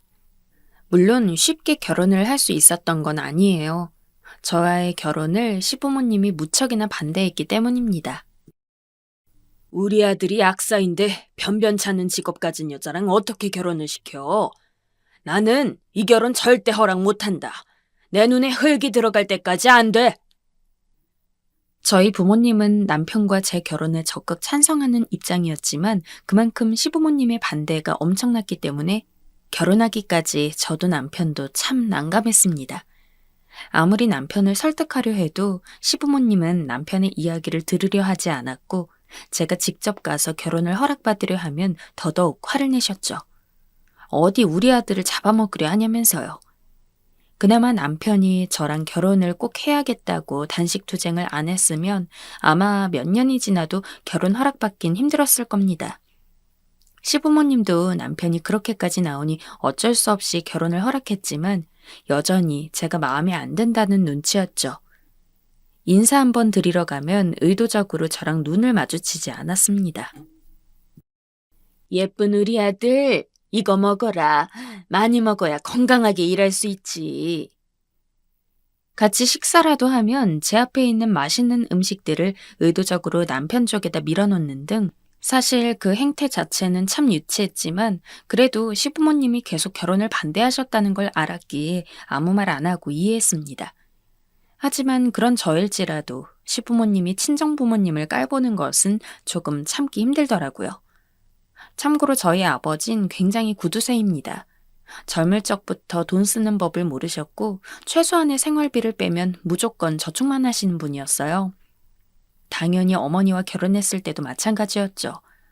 어머니 성격도 명품 같은 거 잘 안 사시고 안 좋아하는 분이라 두 분은 겉만 보면 그냥 평범한 가정에서 살고 있는 아줌마 그리고 아저씨처럼 보였어요. 그에 반해 시부모님은 해장국집을 하고 계셨는데 장사가 꽤 잘 되는지 그래도 어지간한 집보다는 나름대로 잘 사는 편이었습니다. 겉으로 보기에도 그런 티를 냈고요. 그런데 저희 상견례 날에 시부모님, 특히 시어머니가 아주 작정했는지 손이며 팔이며 귀에 온갖 장신구들을 잔뜩 달고 옷도 잘 모르지만 명품처럼 보이는 걸 입고 오셨어요. 시아버지도 꽤 깔끔하게 값이 나가 보이는 옷을 입고 오셨는데 그에 반해 저희 부모님은 그냥 평소 입는 옷에 비해 조금 더 깔끔한 차림을 하고 있을 뿐이었습니다. 그런 저희 부모님을 보던 시어머니가 위에서 아래로 저희 부모님을 훑더라고요. 아무리 돈이 없어도 그렇지 상견례인데 아휴 꼴이 저게 뭐람? 그러더니 다 들리는 혼잣말을 하고는 상견례가 진행되는 내내 저희 부모님이 뭐라고 한마디만 하시면 아유 사돈이 뭘 모르네. 그냥 우리가 알아서 할 테니까 따라오기나 해요. 라는 식으로 말하며 철저히 저희 부모님께 무안을 줬습니다. 그 자리에서 화가 안 났다면 거짓말이죠.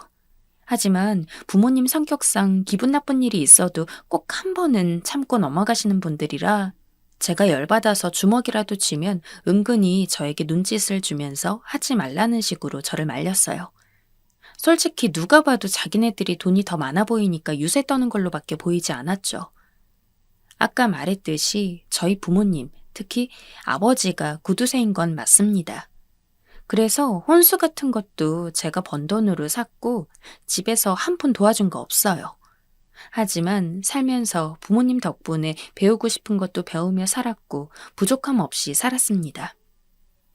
저희 부모님이 결혼 비용에 대해 저를 도와주지 않은 건 제가 조금 더 스스로 자립하여 살 수 있길 바라기 때문이지 정말 필요한 곳에서 돈을 아끼시는 분들은 아니었습니다.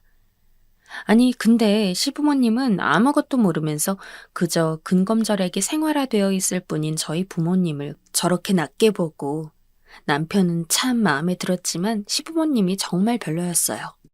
심지어 저희 부모님을 무시한 건 상견례 날뿐만이 아닙니다.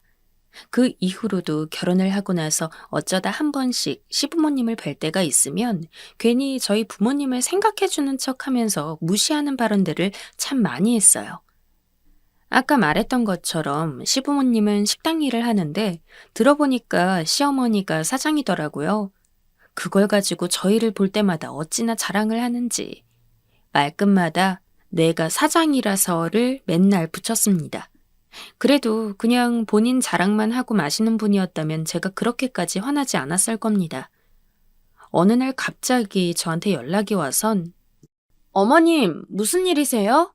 하고 대꾸를 했더니 뜬금없이 저한테 사부인 뭐 하시니? 집에만 계시면 심심하시고 건강에 오히려 더 안 좋아. 차라리 식당에서 일하시면 내가 월급도 많이 주고 할 테니까 여러모로 좋지 않을까? 한번 말씀드려보렴.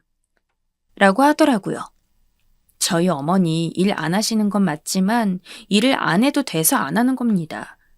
아니, 일을 안 해도 충분히 먹고 살 수 있을 만큼 여유가 있는데 왜 굳이 일을 해야 하나요?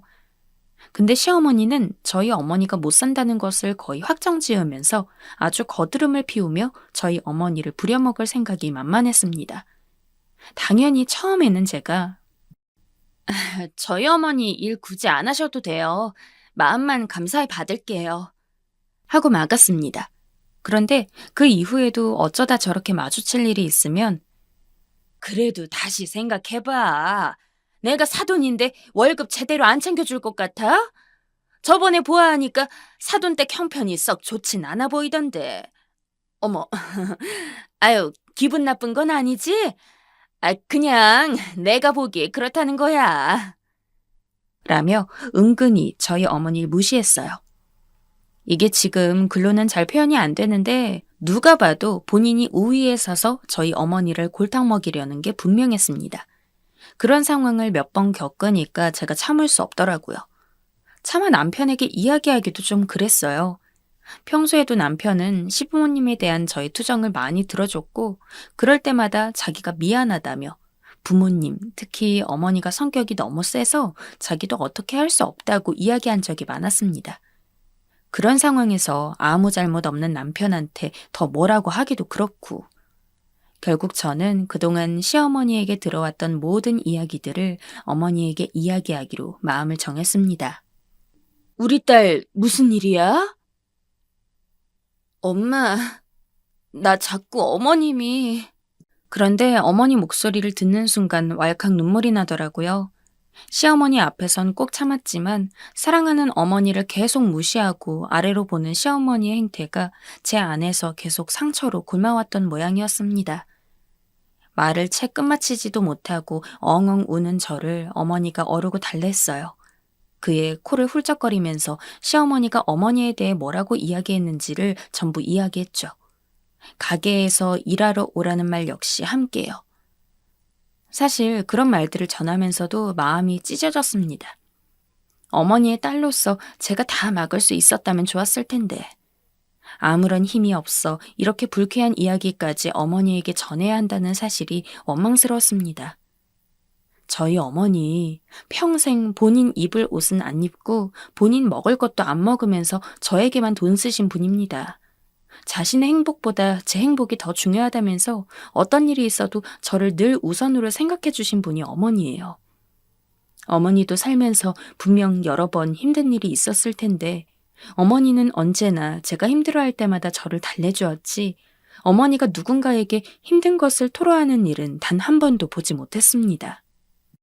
그렇게 저에게는 소중한 어머니인데 아무것도 모르는 시어머니가 어머니를 좋지 않게 보니 제 마음이 얼마나 서러웠겠습니까? 에휴, 내가 사돈이 자꾸 그렇게 구는 거 불쾌했지만 너 생각해서 참았는데 너한테까지 그런 식으로 굴고 그러는 건 내가 못 참겠다. 일단 전화 끊어봐. 내가 사돈한테 연락해서 그 잘난 놈의 식당 출근하겠다고 이야기할 테니까. 월급 많이 준댔으니 어디 얼마 주는지도 두고 보고. 어머니는 제 말에 화가 많이 나신 모양이었습니다. 바로 전화를 끊고 시어머니에게 전화를 해서 출근하겠다 말한다는데 저는 당연히 어머니를 말렸어요. 누가 봐도 시어머니가 어머니를 부려먹으려고 하는 게 분명한데 왜 굳이 어머니가 그런 걸 다 알면서 본인 발로 직접 식당에 가야 하는지 이해하지 못했죠. 하지만 어머니는 자기가 다 생각이 있다면서 저는 지켜만 보고 있으라고 하더군요. 아주 잠시라도 시어머니가 원하는 대로 어머니가 행동하는 것이 싫었지만 어머니를 믿었기에 알았다고 했습니다. 전화를 끊고 시간이 지났는데 어머니가 시어머니에게 정말로 출근한다고 이야기를 했는지 시어머니가 저에게 전화를 하더군요. 그래, 나다. 아가, 네가 잘 말해준 모양이구나. 잘 생각했어.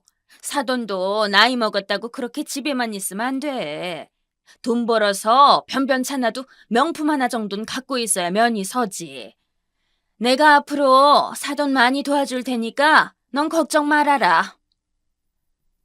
어머니가 어떤 생각을 갖고 있는지는 모르겠지만 부디 저 시어머니의 콧대를 납작 눌러줄 만한 어떤 비책이 있기를 간절히 바랐습니다. 그리고 며칠 뒤 어머니가 처음으로 시어머니 가게에 출근을 하는 날이었어요. 혹시나 어머니가 또 무시당할까봐 저도 가게 사정을 보러 간다는 핑계로 시어머니 가게 근처에 미리 와 있었죠. 어쩐지 긴장되는 마음으로 가게에서 시어머니와 함께 기다리는데 저기 멀리서 웬 삐까번쩍한 차 한 대가 골목으로 들어오더라고요. 저희가 사는 곳이 그렇게 사람 북적거리는 동네가 아니고 다들 그냥저냥 검소한 생활을 주로 하는지 비싼 차를 거의 본 적이 없는데 지금까지 봤던 것 중에서 제일 값이 나가는 차였습니다. 차 종류를 잘 모르는 저조차도 알 만큼 유명한 차종이었죠. 그 브랜드 중에서도 가장 고급 모델이었어요. 공교롭게도 그 벤츠는 저희 시어머니 가게 바로 근처에 세워졌습니다. 운전석에서는 양복을 입은 엄청 잘생긴 젊은 남자가 나왔고 그 남자는 바로 뒷좌석으로 가 문을 열었습니다. 누가 봐도 부잣집 느낌이 물씬 나서 대체 저런 차에선 누가 내리나 지켜보고 있었는데 세상에 차에서 내린 사람은 저희 어머니였습니다. 시어머니도 저도 깜짝 놀랐어요. 저희 집이 못 사는 편이 아니란 건 저도 알고 있었지만 그렇다고 해서 저희 집에 벤츠가 있을 거라고는 생각도 못 했습니다. 그것도 최상위 모델로요. 하지만 놀라운 건 차뿐만이 아니었어요. 운전기사의 도움을 받아 차에서 내린 어머니는 머리부터 발끝까지 명품으로 도배를 해놓은 상태였죠. 샤넬, 구찌, 에르메스, 디올. 정말 몸에 걸친 모든 것들이 명품이었어요. 아주 작은 팔찌 하나까지도요. 사모님, 도착했습니다. 게다가 대체 저 잘생긴 기사는 누구인지. 당연한 이야기지만 저희 집에 운전기사 같은 건 없습니다. 아버지도 어머니도 운전하는 일이 있으면 거의 10년 전에 산 한국산 차를 직접 몰고 나갔어요. 딸인 저도 놀랄 정도였는데 시어머니는 어땠겠습니까? 시어머니도 저희 어머니 기를 죽이려고 했는지 평소보다 훨씬 더 꾸미고 나왔는데 명품 좀 아는 사람들이 보면 한눈에 차이 날 정도로 저희 어머니가 걸친 물건들이 압도적으로 비쌌습니다. 아, 여기가 사돈 가게구나. 생각보다 작네요. 저희 어머니는 아예 이날을 기회 삼아 저희 시어머니를 짓밟으려는지 처음 말을 꺼내자마자 인사도 없이 가게가 작다는 이야기부터 했습니다. 평소 시어머니 성정이라면 화를 내도 진작 냈어야 할 텐데 누가 봐도 저희 어머니가 본인보다 압도적이니 부들부들 떨면서도 아무 말도 하지 못하더라고요. 새빨개진 시어머니 얼굴이 이 사태가 얼마나 본인에게 당황스러운지를 여실히 알려주었어요. 어머니는 구두 소리를 또각또각 내면서 시어머니에게 다가와 선글라스를 벗었어요. 내 사돈이 친히 나를 챙겨준다고 해서 대체 월급을 얼마나 줄까 그게 궁금해서 와봤는데 지금 보면 사돈이 날 월급 주는 게 아니라 내가 사돈 월급을 줘야 할 것 같은데. 어머, 지금 입고 있는 그 재킷 짝퉁 아니에요? 내가 얼마 전에 백화점 가서 똑같은 옷을 샀는데 이상하게 사돈 거는 무늬가 좀 다른 것 같아서. 아유, 근데 사돈 성격에 설마 그런 걸 샀겠어? 그렇죠? 내가 아직 그 옷을 제대로 안 입어봐서 잘 몰랐나 보다. 시어머니가 뭐라고 대꾸하기도 전에 어머니는 가게 안으로 들어갔습니다. 그러더니 카운터도 한번 손으로 쓱 쓸어보고 부엌에도 들어가 보고 손님이 앉는 자리도 체크하더군요. 시어머니는 아무 말도 못하고 어머니 뒤를 따라 들어갔고요. 가게 일을 하러 온 게 아니라 무슨 감사를 나온 것 같았어요. 저는 뒤에서 힘겹게 웃음을 참고 있었고요. 한참을 가게를 훑어보던 어머니는 선글라스를 벗어서는 머리에 쓰더니 시어머니에게 이 가게 얼마예요? 저한테 파실래요? 한 5억 정도면 인수할 수 있으려나? 라며 약을 올렸습니다. 그리고는 자연스럽게 앉아서 일단은 내가 여기서 일할 거면 가게 음식을 먹어보는 게 도리가 아니겠어요? 아직 내가 직원은 아니니까 손님이라고 생각하고 한 그릇만 내와봐요. 라며 시어머니를 부려먹었습니다. 여기서 제일 통쾌했던 것은 시어머니가 그런 말들을 듣는 와중에도 저희 어머니에게 그 어떤 말도 못하고 시키는 대로 다 했다는 점이었어요. 이거 뼈다귀 해장국 팔아서 뭐 남아요? 내가 살면서 음식 장사를 해본 적이 없어서. 잘은 몰라도 이런 장사는 고생하는 것에 비해 남는 게 없지 않아요? 아유, 근데 아무리 생각해도 걱정이 되네. 내 월급은 줄 수 있으려나? 사돈이 그랬다면서요. 월급을 섭섭치 않게 챙겨준다고. 월 1,000만 원은 나한테 줘야 할 텐데 그 정도 순수익은 남아요? 어머니는 아주 작정을 하고 온 기세였죠. 해장국을 떠먹으면서도 이건 국물이 비리네, 뼈다귀에 살점이 얼마 없다느니, 깍두기는 사서 쓰는 거라 정성이 없다느니, 밑반찬으로 나온 부추는 간이 별로라느니, 심지어 가게 벽면에 달려있는 선풍기가 낡았다는 트집도 잡았습니다. 내가 고급 인력인데 그나마 사돈이 내 생각해서 출근하라고 한 거니 일단 좋은 마음으로 왔어요. 근데 식당이 냄새나서 나랑 안 맞는 것 같네요. 미안해요. 아우, 내가 비위가 약해서 싸구려에 좀 예민해서. 뭐 해장국은 잘 먹었어요. 다시 놀 일 없겠지만. 뭐가 어째요? 그리고 앞으로는 이런 가게에서 일하게 할 거면 나 부르지 마요. 솔직히 해장국집 같은 거 조금 못 사는 옆에 애들이나 하는 느낌이잖아요. 안 그래요? 사돈도 돈 많이 벌어서 음식점 그만두고 좀 고급스러운 일을 할 생각해요. 내가 사돈 걱정돼서 말하는 거란 건 알죠? 아니, 사돈, 무슨 말을 그렇게 하십니까? 지금 저 무시하는 겁니까? 아니, 무시는 무슨 무시예요. 다 사돈 생각해서 그러는 겁니다. 사돈이 저를 생각하듯이 저도 사돈을 생각해서 말한 거예요. 엄마가 마지막에는 시어머니 얼굴 가까이 대고 말을 하는데 정말 저희 엄마가 맞는지 의문이 들 정도였어요. 저희 엄마는 그저 평범한, 대한민국에서 아주 평범한 아줌마였어요. 그런데 갑자기 저렇게 돌변하시다니 정말 자식을 위해서라면 물불 안 가리는 게 부모라고 하더니 그 말이 정말인 것 같더라고요. 말문을 잃고 표독스러운 눈만 하시는 시어머니를 두고 어머니는 가게를 나섰습니다. 저 역시 어머니의 뒤를 따라갔죠. 그리고 속사포처럼 질문했어요. 대체 무슨 일이 있었기에 이렇게까지 대변신을 해서는 시어머니를 찾아올 수 있었냐고 말이죠. 그랬더니 어머니는 제 전화를 받은 날 저희 아버지와 단판을 지었다고 합니다. 나도 절약하는 거 좋아하고 특히나 당신이 구두쇠처럼 굴어서 내가 그거 맞춰주겠다고 우리 딸 키우는 거 빼곤 최대한 아껴 썼어. 그런데 이게 뭐야? 이렇게 애먼 사람한테 무시나 당하잖아. 더 이상은 이렇게 못 살아.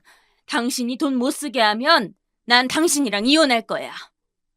구두쇠인 아버지도 어머니가 그렇게까지 나오니 알겠다고 하고 두 손 두 발 다 든 모양입니다. 저희 아버지는 경기도에 있는 30년 된 아파트에 살고 있었는데 그 아파트 말고도 땅이며 건물을 여러 가지고 있었다고 해요. 살면서 한 번도 부모님의 재산에 대해 들어본 적이 없던 저는 저희 아버지가 그래도 아끼며 살아와서 못 살진 않는다는 정도로만 알았지, 설마 100억대 자산가일 줄은 상상도 못했습니다.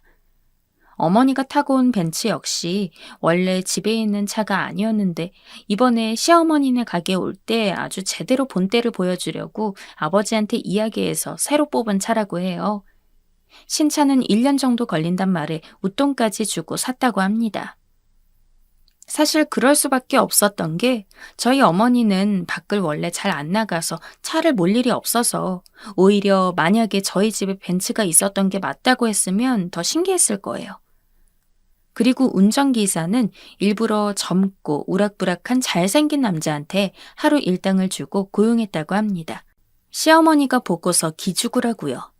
저희 어머니 성격상 이렇게 제대로 작정하고 누군가한테 반감을 보이는 일이 없습니다.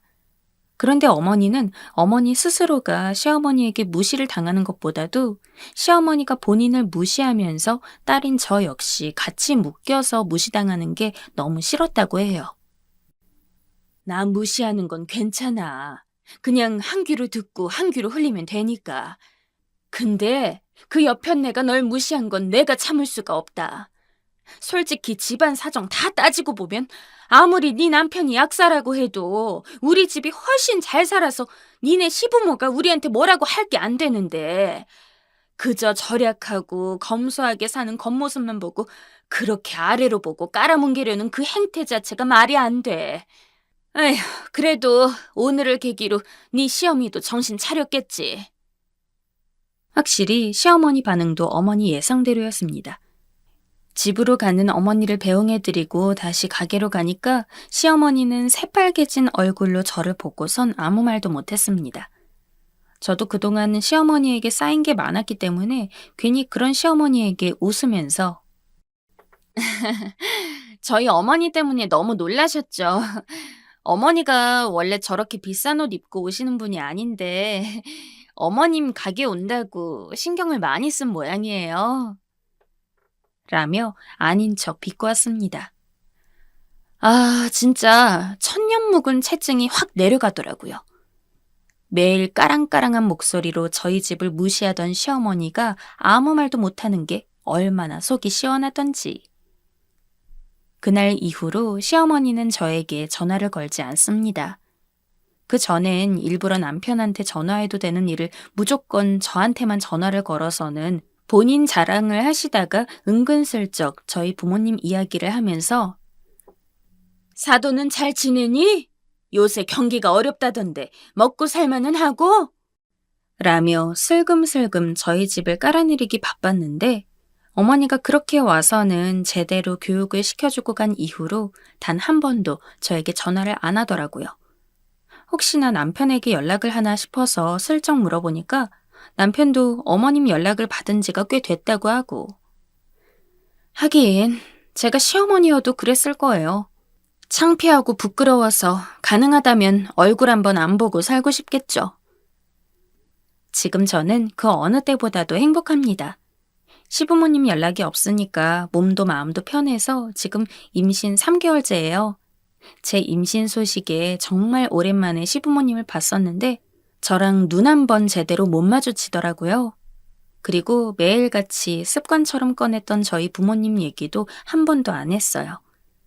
기죽은 모습을 보니 그때 어머니 임팩트가 참 컸구나 싶어서 아주 조금은 안쓰러운 마음이 있기도 했지만 애초에 시어머니가 마음을 좀 곱게 써서 남을 무시하지만 않았더라면 안 일어났을 일이니까. 요즘은 그냥 제가 가끔씩 일부러 부모님 이야기를 하곤 해요. 아, 그러고 보니까 얼마 전에 어머니한테 전화가 왔는데 아버지가 가지고 있는 땅이 값이 올랐다고 하더라고요. 그러면서 저한테 어머님 안부를 좀 여쭈라고 하셨어요. 요새 불경기라 식당이 잘 되는지 궁금하다고요. 본인이 한 대로 그대로 돌려받는 시어머니. 남편도 이 상황을 제대로는 모르지만 어느 정도 저희 부모님이 참다가 시어머니 길을 죽였다는 사실은 알고 있었습니다. 물론 남편은 제 편이라 시어머니 편을 들진 않아요. 저희 부모님도 그걸 알아서 시부모님은 그리 좋아하지 않을지언정 제가 남편을 데리고 집에 가면 우리 사위 하면서 맛있는 것도 많이 차려주고 사위 대접 제대로 해주십니다. 그러고 보니 어머니가 시어머니에게 본때를 보여주려고 샀던 벤츠는 여전히 주차장에만 있어요. 아버지는 원래 타던 차가 있으시고 어머니는 밖에서 잘 안 나가니까 그냥 주차장 자리만 차지하고 있다고 하더라고요. 저한테 타라고 하시는데 저는 면허가 있긴 해도 장롱면허거든요. 그래서 무서워서 못 타겠고. 남편한테도 타라고 했는데 비싼 차는 부담스럽다며 정 애물단지라면 중고로 팔아도 괜찮겠다고 해서 지금은 중고로 팔아서 목돈으로 가지고 있을 생각 중입니다. 아무튼 제 이야기 어떠셨을지 모르겠어요. 보면 부모님들은 자기가 무시당하고 핍박받는 것보다 자식들이 그런 무시를 당할 때 물불 안 가리고 나서는 것 같아요. 저도 나중에 저희 자식에게 그런 부모가 되어주고 싶습니다.